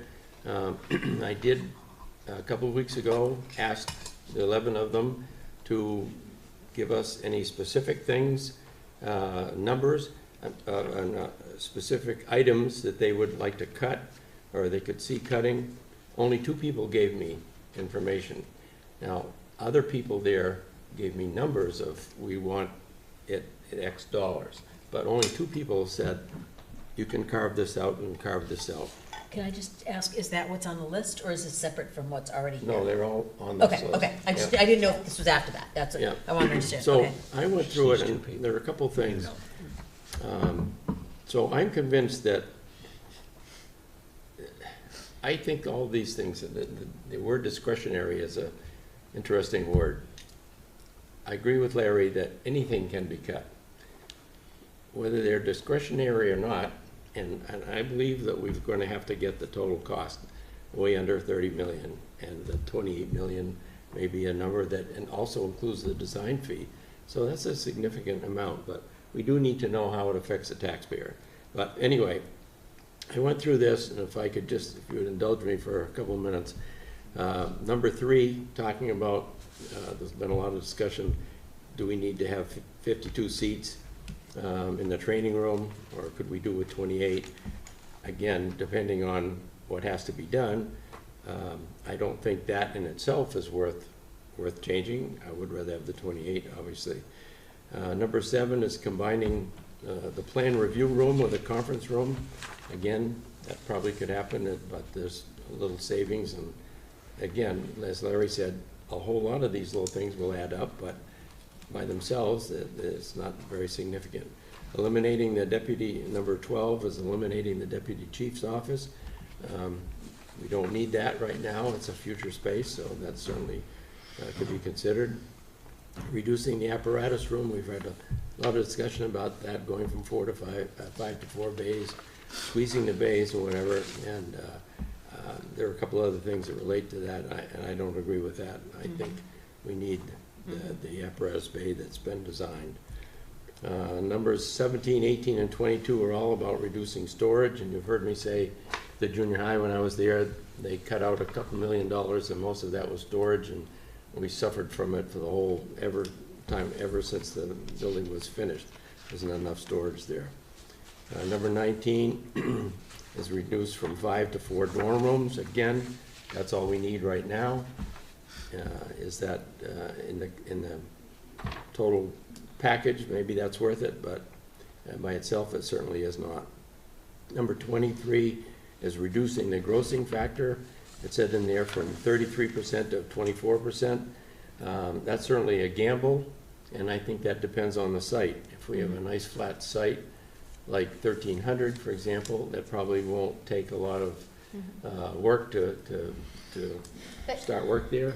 That's one that's moot once you design. The grossing factor is what it is in design. Yeah. So it's just reducing it in a conceptual way, but when you go to design, Right. it is what it is. But at least context and and they used the numbers 33% to 24%. So again, if it were all one-story building, that probably would be more feasible.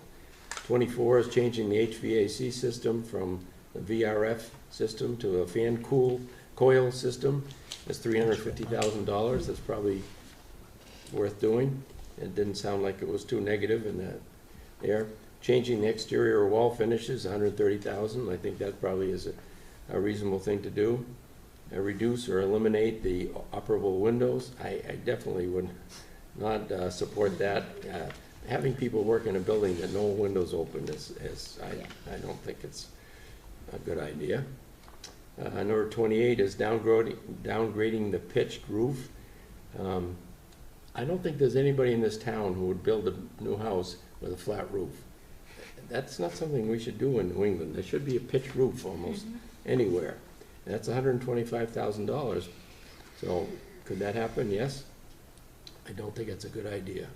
Number 29 is replacing the top of the apparatus bay with sheetrock. That's $50,000. I think that's a reasonable idea.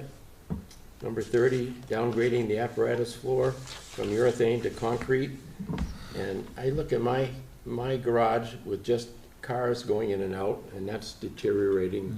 Well, that concrete now probably doesn't have the same surface that would happen in a firehouse, but that's $125,000. But I don't think we want a crumbling floor in the next 10 years there. Number 31, eliminate the radiant heating in the apparatus bay. I have question marks about that. It's $150,000. Could that be eliminated? But it's not something that could be put in sometime later. Yeah.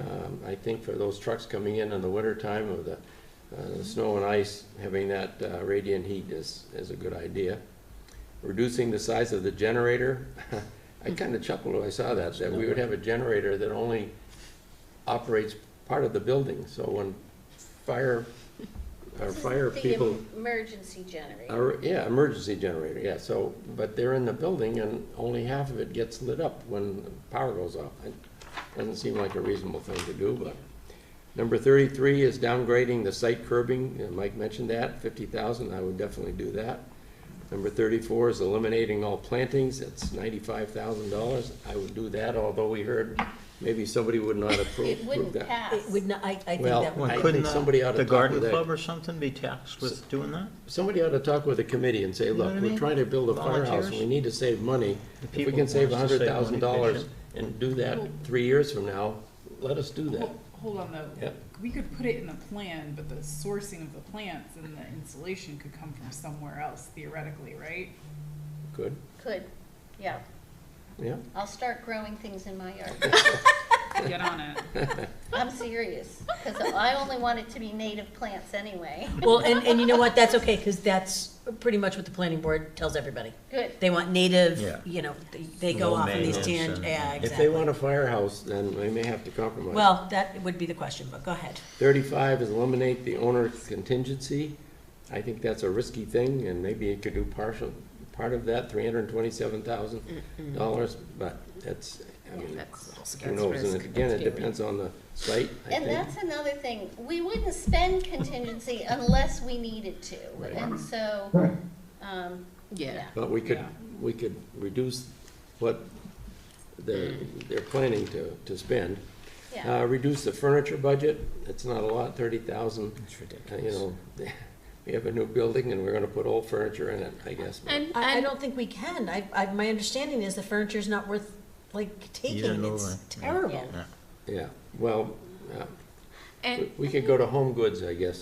And Max, some of it, like, we might be able to get some grants. Like, once you have donations. a like fire station, you could, like, I mean, I am I keep talking to our legislatures, and they say that once you have a fire station, then we might be able to earmark certain things and look Have into a grants. station or a design? What? Have a Well, fire a station- station or have, Once we have I would have to talk about those specifics, okay, yeah. okay. But they I was said just like curious. they can get a grant for building a fire station, but once you build, like for like stuff inside the fire station, they can help us. Yeah. So those are things that we will be looking Mm-hmm. at. I mean, Yeah. there's, nothing will be Yeah. left unturned. Number 37 is eliminating the building envelope commissioning. It's $25,000. Again, you could do that. The commissioners, they work through the design phase and then do some testing while the building's being built. It seems short money for, you're talking 28 or whatever $1 million to spend But- 25. Yeah, and with the school, that helped them get a reimbursement on energy savings. Savings, So you could risk 25K for getting some kind of reimbursement at more than 25K. I'm almost done. 42 is eliminating the cost of demoing the current fire station if we don't build it on 502. It's $210,000, and I've said this from the beginning, that should be something that the select board and the town deals with separately, that we're building someplace, and whatever's left there, I think that's another issue for the town. I agree with that. I think that, I do I'm too. sorry to punt it, but when people compare our project to another community, the other communities are not including that cost. So I think it needs to be pulled out as a separate article and let the town vote on it. I agree. 43 is reduce the duration of the construction costs. As huge. Sarah It's $1 said, million. that may be a good trick. They had a $900,000 figure there. But again, I think that depends on the site we site, pick. yeah. That some are going to be more expensive than others. And And it depends on the town making fast decisions, which we don't have a track record for. right. And just in the last, my final comment here about there are going to be, as we've talked about many times, 3 phases of this design process, and we're going to have a number of times that we can value engineer. We can add things even if we give the architects a number, 28 million or whatever it is, and then they say, well, we're going to have a difficult time doing that, or that we can do it for that, we can put things back if we have to. But so anyway, those are my 2 cents or 3 cents. Okay.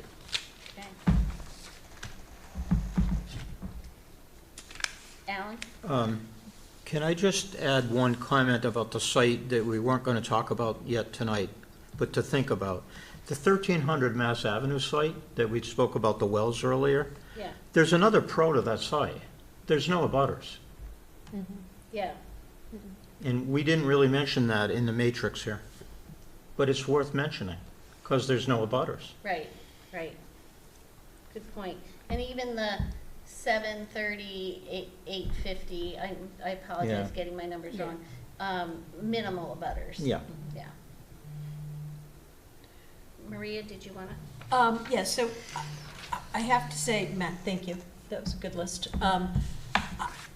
I think that some of these smaller amounts, the training room, eliminating the size of the vestibule and all of that. So first of all, I want to start with, I've been doing a training at a public safety facility in a different town that was built a couple of years ago.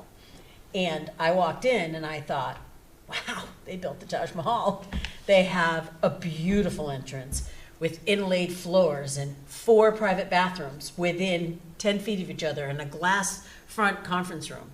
And I thought, okay, so we need to tell people we're not building this, because that building is absolutely gorgeous, not kidding, when you walk in, but I can't imagine the money that went into that. So I can understand that people might be envisioning that. I will tell you, I can't, we need to sort of put it out there that that's not what we're looking to do. We're not looking to build this. But there was a training room, and we're sitting in the training room, which is not quite as big as this room.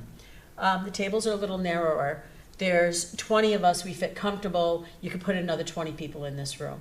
But it has a small kitchenette area. It's got all the electronics, and it is perfect, right? So I'm using it, I'm doing a nonprofit training there. This nonprofit uses this room all the time.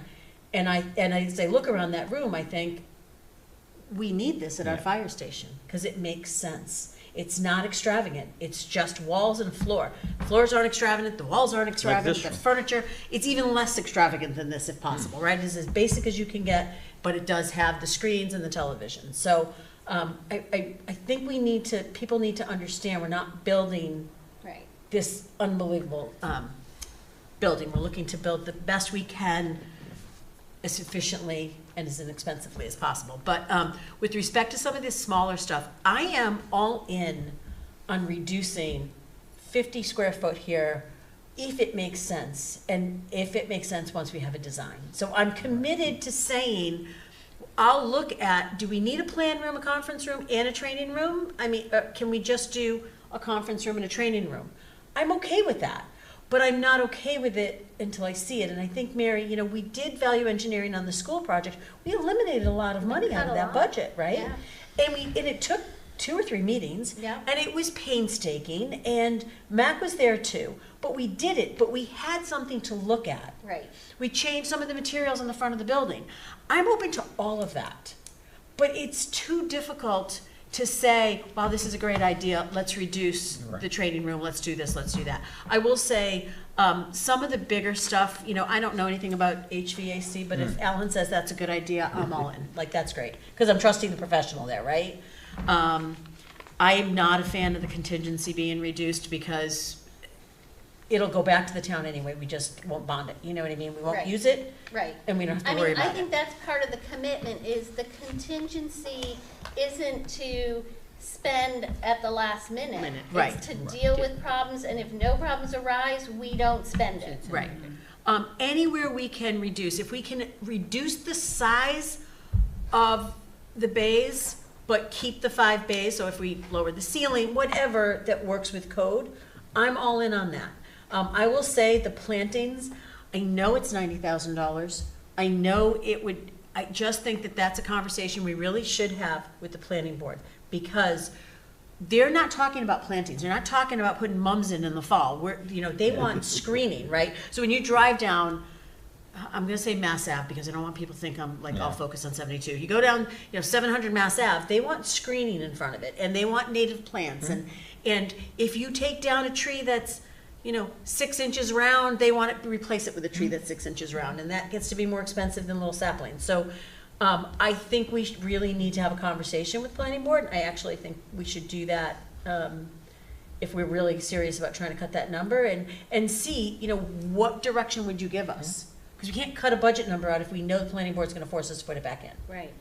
That said, if the planning board says, yeah, we could live with, half the screening, but again, we don't know what the screening looks like because we don't know what the building looks like. Right. Do we have a 1-story building? Do we have a 2-story building? Do we need big trees or, So I think as I look through this, I am open to all of this for the most part. The one thing I will say on the flooring and the coating on the flooring, Max said this about his cars. I own 2 commercial buildings. One building was older, we moved into it, when we first opened the business, we had no money to epoxy the floor. It was a dream that we would do the Worcester location, epoxy that floor. We have cars in and out, trucks in and out, we do ambulances, we have bigger. And then we have another building down in Marlboro where we had a little money, we epoxied the floor. There was 2 levels of epoxy, we could do the really nice one, but I said, no, we can't afford that, we did the other one. The floor in Worcester that is not epoxied we have to patch it. There's areas where the cement's cracking. The Marlboro floor is, it's been 10 years, or actually been 12 years. We had traffic all day long, not big heavy trucks, but traffic all day long, and it's holding up. And I think that we've got to think long-term maintenance, right? And then the granite curbs, the same thing. I understand that initially it seems very extravagant to get granite. But when I was on school committee with you, Mary, and we had to replace the granite curbing around the high school, we had to do it over the course of 5 years because it cost an obscene amount of money, not granite curbing, concrete curbing, to fix the concrete curbing. So again, let's think about what is it going to cost today, but what's the maintenance on that going to be? There's certain items that we have to think long-term maintenance, not just cutting the budget today. Because if we need to cut $50,000 out for curbing now, but then it's going to cost us, 50, 60, who knows by then how much it will cost. So it was very expensive at the high school, it's expensive at the library. Yeah. We've only been able to do, at Blanchard, it was the same thing, we had to do it patchwork year over year, because we didn't have the money, so. I don't know if that helps, it's not specific stuff, but I think it's just important to know, I'm open to it. I think that's important to hear, for me to hear from you and for the community to hear. Yeah, I think that's important. Other thoughts? I was thinking I could loan the project some crabgrass from my lawn that they could use as ground cover. Perfect, I could too. See, I have prickly pear cactus, native plant ground cover. There you go. Hey, Mary, one of the things I think for me, as I said, even to Larry, I'm open to all of it, but the one thing that I don't want us to compromise is like the front and the back entrance, the base. The training room is very critical. With the training room, it's not just for regular training. It also, like, as things happen, right? The training also changes. We need to be ready to adapt. Like without COVID, there's a whole slew of trainings once COVID hit, right? There's a whole slew of training with when Ebola came out. So the things change, and But we need to be prepared. Do you think we need the larger size, or do you think a smaller size? We need to be able to accommodate all our staff. Yes. And that is critical, because when you do training, it includes your per diems, it includes your full-time, everybody should be present. Yeah. I mean, we go through training in healthcare all the time, and it works best when everybody participates together, because there is coordination that is needed, and everybody needs to know what each other person is how they're going to respond, right? So the training is also like simulations, what actually happens, right? Some of it. It might be different. No, the it's fire chief. exactly Go ahead and it, say. because we can't generate calls for the experience, so we have to create it in training. We have to prepare Yes. through training so that when it does happen, that we're ready to go out Good. and Yeah. do what we're supposed to do. And, you know, if we were doing 50 calls a day, then, you know, training becomes a little bit more difficult, but you're getting those repetitions in actual emergencies, right? So you're honing your skills there, but that's just not the case. So we rely heavily on training because we don't want, I mean, the first time may be the first time, but you've been preparing all along to handle it and handle it correctly. So, yeah, training is super important. Putting on my FinCom hat, if you had a training room that fit everybody, you wouldn't need to pay overtime. Right, is it fair to say you could have everyone in for training, and if you had 2 firefighters on duty, they could participate until there's a call? Or would you need to cover that? So I'm just trying to understand if there's not just the training room, but there's operating expenses, if the training room is cut down and you need, Well, there's definitely a difference in having the training in-house versus having to pay, like coming up on paying for a space for a class we have coming up. Or having to send, like not being able to maybe have a fire academy class at our department and having to, like I have classes my people need to go take, and I'm gonna have to pay them to go take that class, and I'm gonna have to cover their shifts when they're. Right, that's what I'm talking Yeah. about, that kind of operating cost. So I think that we need to keep that in mind when we talk about the training room. I actually think we need to talk about long-term operating cost maintenance and that as we look at some of these, to make sure there is not that effect, that, you know, long-term. Button off your nose to spite your face. Right. Yeah, I agree. So, I mean, so to me, that is important.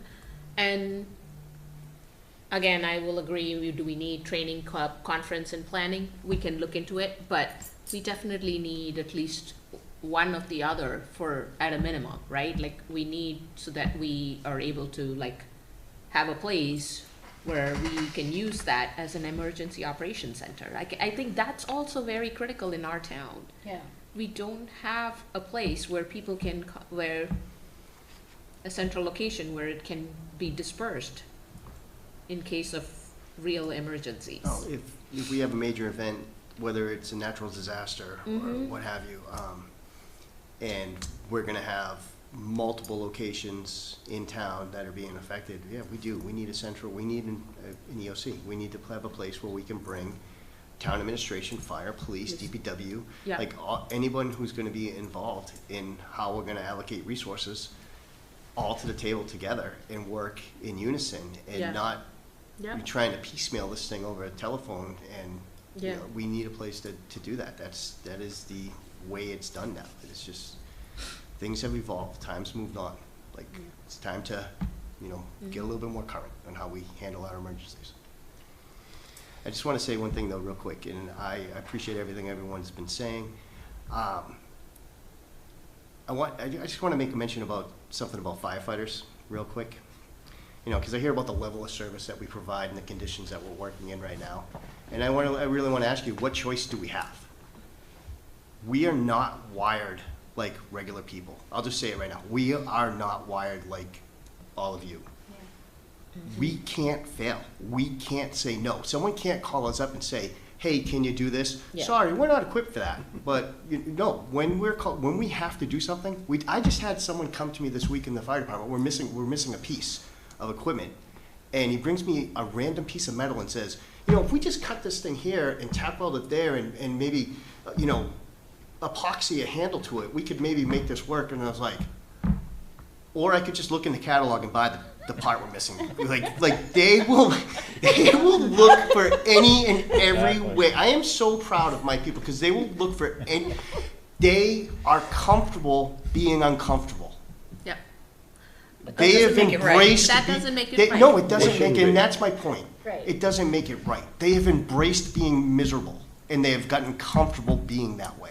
And they have taken this no quit, will not fail attitude because we have no choice.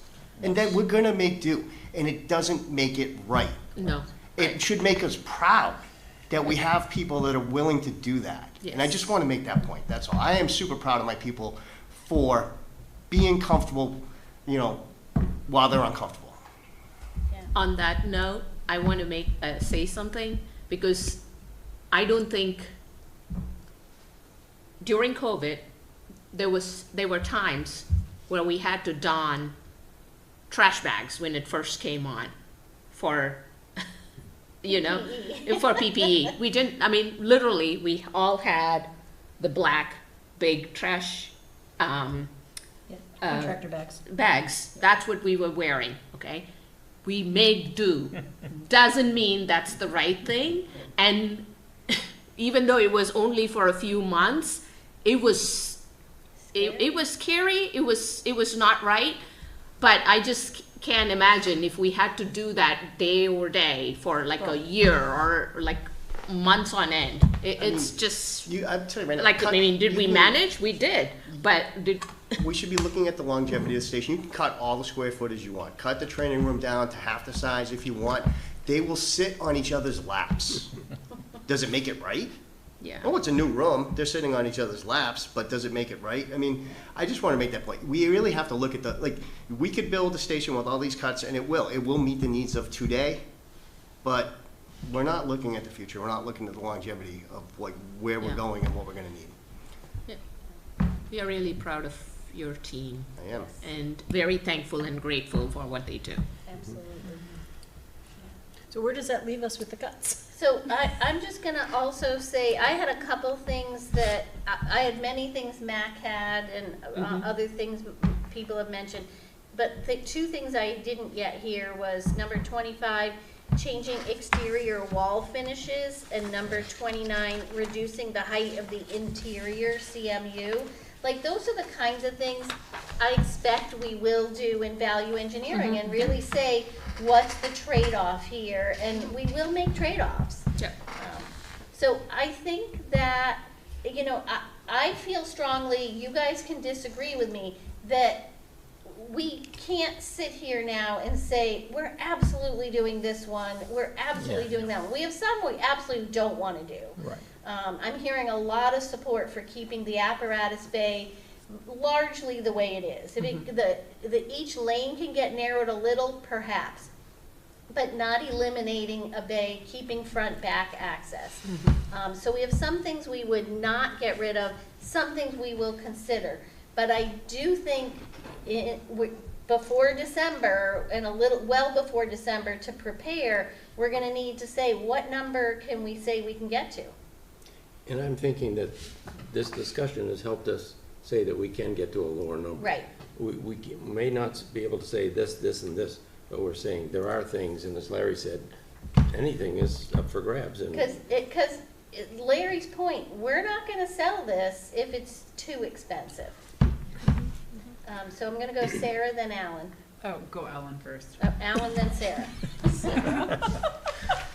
As you guys know, and maybe a lot of you at home know, that I've spent a lot of time at the transfer station, and every time I'm there, I meet anywhere between 225 and 250 people every time I'm there. And a lot of those people say, it's too expensive, but they can't tell me what the number is they think it should be. So when you say it's too expensive, what is the number you think it should be? And why do you think that? Because you hear us talk about the numbers, you hear our expert give us estimates from multiple places, most of the estimates agree. What's the number you think it should cost? If not 30 million or thereabouts 30 million, what should it be? And how are you figuring it out? We'd love to know. And if you can write to us, that would be great. If you can come and sit here and tell us, that would be great. Or if you can zoom in and tell us, that would be great. We need to know what your target is, because we're shooting in the dark trying to help you get to a number, but we don't know what the number is. But it has to be a realistic number. But, so maybe for our next meeting, we need to do a table of, if it costs this much, what's the average taxpayer? If it costs this much, average taxpayer, and just have, I don't know if our increments are 1 million, 2 million, 5 million, but, or even, I'm not sure how the formula works.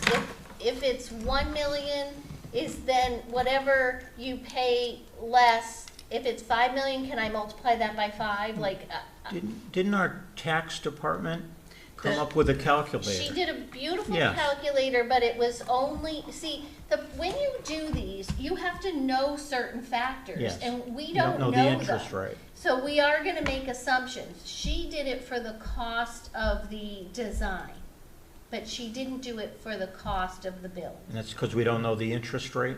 Right, we don't know the interest rate, the terms of the Well, bond. I mean, we have, like- we do have the finance company the Hilltop did a thing, Yeah. right? So, and there was assumptions in it, and that was the problem. That was what we used before the May town meeting. We had Right, that number. right. We had one flat number. One right. flat number, and that came from, Mary, but there's too many assumptions. that Is you there can't- room for, with all the tariff and, like, That's part of the unknown, and I think we have to be open with the community about that. We're gonna do the best we can, but we don't know what the tariff situation is gonna be. And like so, some of them are 50%. right, and we're just gonna do our best and, maybe do as little, out of the country materials as possible. I don't know what's possible Some these of it days. is not even manufactured in the country. I know, so you can't prevent all of it. Yeah, and even if it, brought investment into our country, you gotta build a factory. That's not happening next year. Right, So, What I have asked for is $500,000 increments on a $1 million house, which is the average, and a $600,000 house. If we have those four numbers, we can figure wait, out say those anything. again? yeah, say the numbers again so I I can think write. we should have somebody tell us for $500,000, Of more or cost less. or how home much- value? How For much will debt. that cost on a $1 million house, and how much that would cost on a $600,000? And you think that at $500,000, not $1 million? I think a half, because I'd like to know, I think a $500,000 difference is gonna be, $84 difference for the year, or some number, and I would like to know that. So $1 basically- million home and a what? $600,000. But you know what, I actually, Mac, I don't know that 600,000 is even realistic in Boxborough today. That's my house, 600? yeah, That's the assessed value? that's the assessed value. That's the assessed value, okay. The assessed Didn't we value. have some number like this along the way? I thought we did. For $1 million house and a $30 million Yeah, that was- construction was that was for the $100 a design. But month. what Mac wants is like an increment, so he wants us to take that number, break it down to a $500,000, so So for you can every half. extrapolate that. Right, so every every half half a we add or take away, Okay. we save this much on And these is two it- houses. This is what I'm asking, is it linear? So if it's 500,000, just for example, you save $50 on X home. In a million, do you save 100? $1.5 million, do you save 150? Things aren't always linear. I don't know. But I think it probably is. I think it would We be. need to know that. Yeah. I mean, Logically thinking. It's the cost per thousand, Yeah. right? That's what the assessment is. I'm gonna guess it's like $16.50 per thousand. Right. Right. Right, so it's per thousand on 600,000 or Right. per thousand on a million. Right. And so It should be linear. it should be, but I don't, I'm not an Okay. assessor, but Okay. I'm assuming it So- should be based so on basic. I'm gonna work on that and double check it with Maria and Tony for our next meeting. You're Right. saying that the cost per thousand is linear, but what they're asking is the cost of the Total cost. the total cost of the project. Well, the Would to- that be linear if if you reduced it by, that's what they're asking for. Yes, but that should. But it be should. linear. Yeah, what do you mean? There's not anything, I can't think of There's anything no that- distinction between the Well, $1 million is the- house and no, the. no, no, no, Not no, the the value of the cost of home. the fire station is a $30 million bond less expensive in interest than a $15 million bond? Oh, I don't know, but is that? That's exactly that's what what I'm she's saying. asking. I don't know. So for example. I don't know enough about the bond market. If you were to take, one of the assumptions is how many years is the bond? So so we're if- assuming 30 years. Right, so that's something we're gonna hold constant, because that could change, that could make it not linear if you shorten the life of the bond. Yeah. So we're gonna assume a 30-year, no matter what the cost is. But I can't see, my brain can't see any factors that make it not linear. Right. So So I you're will looking play- at me, I don't know. I'm gonna play with the calculator and see if what it shows. And Tony can do this, but the FinCom's also slightly concerned about, we are volunteers, Yes, and we have financial professionals that we either work with or Yes. that work for us. So while we can come up with this, we need it checked by We the can professionals, absolutely do right? that. Because that's one of Absolutely. our concerns. Like Tony sent a spreadsheet to you not Yes. too long ago. But again, he said to me, he's like, this is what I'm Right. guessing at. I don't do bonding. So Right, I think that's right. something we Okay. really need to think Yeah. about. But at least it would be apples to apples, even if, it's true that if you borrow 10 million, it might be less than The borrowing 30 million. percentage, yeah, But the it'll interest still rate, be right? apples to apples, and I Right. think it's close enough for people Yeah, to get the idea.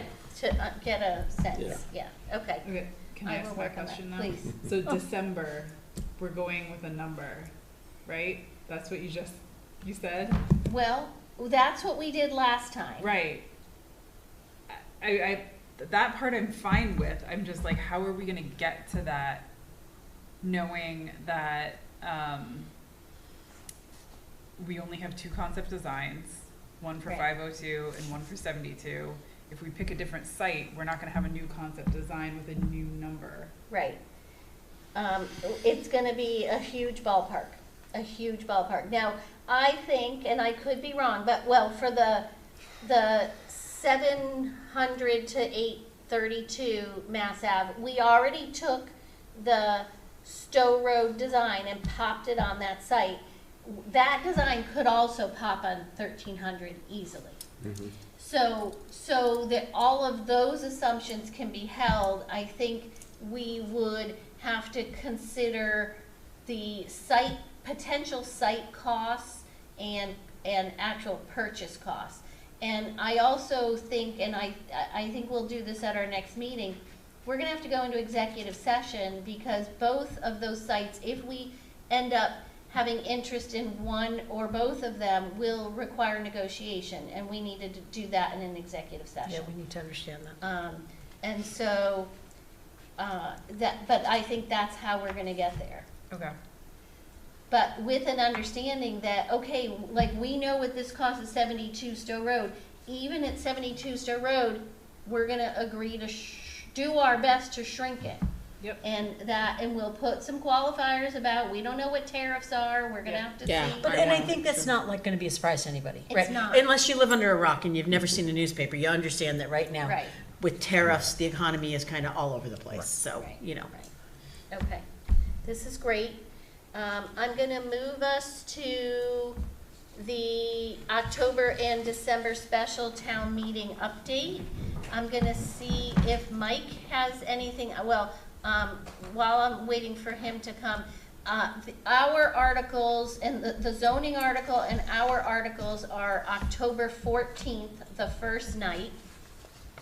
I'm gonna suggest people go the second night and weigh in on MBTA communities as well. And there's also the town has the election, the Board of Assessors.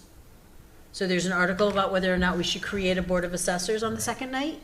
And that affects the town. And so everybody, the point is, it's not just MBTA that night. Right. And there's also a change to the general bylaw to be able to have more flexibility around what town meeting dates for May and the election. So- yeah. And is anyone gonna educate us about what a Board of Assessors is? Cause I don't even know. Yes, there's, actually, there's a pretty good summary written up. It's just, you have an assessor who's our professional. Most towns have a I think it's a three-person Board of Assessors. So when there's abatements, it kind of goes through the Board of Assessors, and so there's a great summary in the And warrant. are they professionals or No, are they're they town volunteers? resident, Town yeah, residents. volunteers, yeah, Interesting. I And believe. at one point, we did have it, I suppose. Yes, And- we did Okay. have it, and for some reason, they went away. Yeah. For some Okay. reason. Yeah. Mike, anything you wanna add on town meetings? This is for the October? Yeah. I don't think so, other than, the votes were taken by the select board and finance committee for the 2 cents of the meeting articles, and they were kind of mixed and varied. I think Maria has covered the other articles. I think you've heard the order, but the zoning for a public safety building is going to be the first article on night 1, which is Tuesday, the 14th. The first article of night 2 will be the zoning for MBTA community housing. And then I think there's 8 articles total for the 2 nights. The one other thing to know is there is going to be babysitting for both nights of town meeting. And we're still actively looking for volunteers to help us with that babysitting on the second night. That's all I have. And it's gonna be at the Regency. At Yes. the Regency? Yes, And that's how do huge. people sign up for babysitting? There's a, Go ahead, Mike. I'm sorry, Mike, go ahead. Yes, so there's something going out, in addition to what we put out on the website and social media. There's going to be something also in the warrant, printed in the warrant, so people can go to a QR code and sign up. And while it will be helpful for people to sign up if they need babysitting, we also want people to sign up to volunteer to provide the babysitting. And the other thing is, it's not required. People still can show up the night of or the day before. It would just be helpful to know what the need is, so we try our hardest to staff it well. Excellent, thank you. Can I ask a question about that? Can you bring your kids with you into the meeting though too? Yes. Yeah, Yeah. you can. They can't vote, Right. but yes, you can bring them Yes. to the meeting. Well, mine can't, she's 24. Yes, exactly. Yours As long as you're can't. registered voters. And I just, with respect to FinCom in the sense of the meeting votes, Yep. on the location versus money, we voted against the higher amount. Because as a finance committee, we cannot recommend to the town that if we have an opportunity to build efficient, cost-effective building for $4 to $6 million less or up to $6 million less, we can't recommend anything different. So we voted against that, we voted that we can't recommend that. And then with the respect to the green infrastructure, it was a 4-2 vote. 4 of us voted for it. Even without the return on investment, because we felt like it's $1 million. It's fairly short money over the life of this building and ultimately will pay back. And 2 people said it's $1 million and Can't recommend. I can't recommend it because, so. So similar to the capital committee to Mary, we voted against for the additional dollars, like if it's gonna be 4 to 6 million more. However, for the green one, we voted unanimously for the. All right. So Mary, what do you have to have ready, or what do we have to have ready for October? Is it just the green? We need 2 presentations, so For the cost and the. we need one for each sense of the article, a Yeah. sense of the meeting. But that's, I don't mean that's all, but that is all. That's Those two all things. in the middle of a presentation next week and 5 tables of information the September 29th. So there's a lot going on. We'll get an update from the public outreach because they really worked on those 5 tables. But yeah, that's Thank you. it. Yeah. Anything we should know for December town meeting? And a question I have is, I thought Kelly sent us the dates for December, but I can't find it. 16th, hold on. No, I don't mean that. I mean The deadlines? The deadlines. Oh, Yeah, I don't know. So I if don't think we've published that yet, but you Okay. want to be thinking about, we opened the Really about warrant, mid- that's it. yeah, I think mid-October is going to be about the time that we need to have a site selected. yeah, that's soon. So the Yeah, 16th is the 5 weeks first from night? now. At least as of right now. So I think next meeting, we need to start talking about what kind of articles are we gonna put on there? And how detailed are they gonna be? Because mid-October is really soon. Yeah, so we're gonna talk about that. Okay, great. I'm gonna move us to public outreach. So we have the one on the September 17th, right, like 10 a.m. and 7 p.m. And then the September 29th, the 5 tables that we are thinking of. The first one was going to be like pictures and videos and like what, like why we need the new fire station, right? Like what are the conditions currently? And then the second table was going to be the needs one, right? That was Space needs? yeah, space needs. The third one is the cost estimate for Which is gonna be very approximated. approximated ones, right? Yep. And then I think it was Then we had what we've done. so oh, we far. had one for the timeline too. Yeah. Yeah, like what we have done so far. And then the final one is going to be like the next steps. So I think Does the timeline include, like, we looked at 25 sites, and here's where we are right now? Good. timeline through, yeah, we might have to, yeah, there's, I tried to fit it all in one Yeah. like board, so I might have to like readjust that.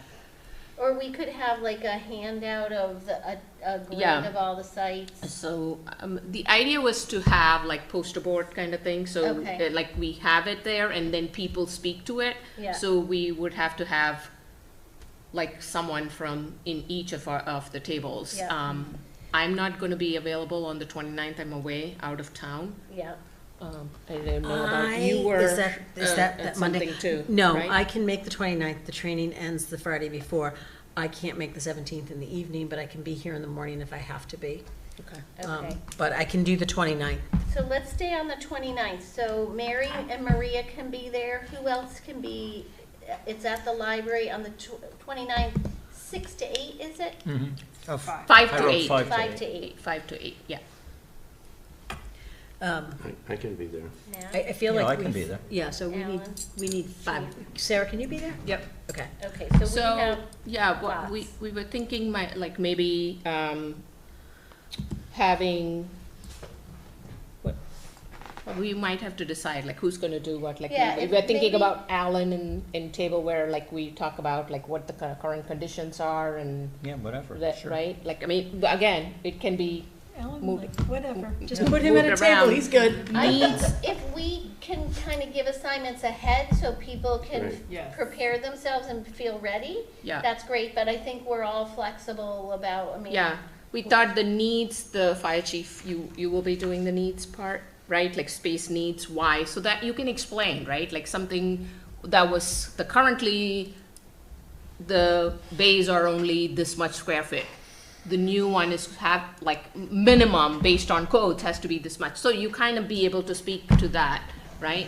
And then we thought the timeline probably like Mac, if you can like talk about, like you're good about like what we have done so far, right? Like, and I will have everything together, Yeah. right? Yeah. And Yeah. then Sarah, if you, Sarah or Larry or whoever can talk about, I think you're putting the cost Yeah. piece together. So if you can talk about the cost one, and then the next steps, it could be Larry or you, Mary, in terms of like what's coming, right? Like the fall town meeting, the December, the annual town meeting, the ballot vote, whatever the next Yeah. steps are. So Okay, that's great. keep it simple, but like be able to, I'm sure that all of us can answer anything from a different table if need be, but it's to keep it more conversational, Yeah, see what they have, what they want to know, Yeah. and yeah, caters to that. okay. Go That's ahead, great. Sarah. Yeah, so because this is a big lift, this is like 5 presentations in one night essentially. Yes. These assignments or voluntolding to do things, Yes, we need people to generate their own talking points. talking points, handouts, presentation, whatever you're going to do to explain that. Including Oh, the you're poster there board? too. Yeah, so I forgot about that. We- Oh, Maria's there too. So yeah, you guys can like maybe tag a couple of them can be in one. We have You a could be- lot of this information already in We can figure that out presentation, tomorrow. And We can finalize. if, just like if you need printouts, work with somebody to get them. I think it's probably Mike or, right, at town hall to get The town printouts of hall, stuff. yeah. Mike, we should be able to help help with this, right? Like putting poster boards together and, I, Yeah, just reach out to me and let me know what you need. okay. And I then need to be also- really clear here for what I need to do, because I live on deadlines.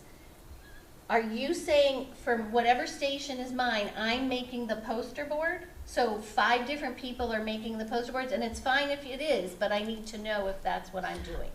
You said you've already done a time. But it's timeline, we can send you guys whatever we have put Okay. together so far. So send out assignments and Yeah. what you have, Okay. and then, then the people who get it are gonna be responsible for preparing it, but feel free to reach out to me and the public outreach committee. Yeah. Okay, but Mike just said if we need poster boards that, to reach out to him, But so. he's not gonna design it, he's No, gonna so print you're, it. right, so that's my Yeah. point, you're not gonna go to Staples and get a poster board. Right, You're just gonna come up with whatever you need and then. and Yeah. ideally, we're Alan just- talking he about understands. 8.5 by 11 sheets that are tacked up onto a bigger board, not printing, Like a poster. 15 by whatever. Yeah. Because that's expensive. Yep. Yeah. So where's Alan? You're gonna give us an assignment for a thing? Yeah, we're gonna get an email, We- you're gonna, Okay. we're gonna, We'll because, yeah. we Finalize would that like an tomorrow, email. Sarah. Yeah. You're going to the transfer station. No. You can hang I'll out see there. you there. Oh, speaking of which, Mike, do you know where Kelly left all the flyers? Got this?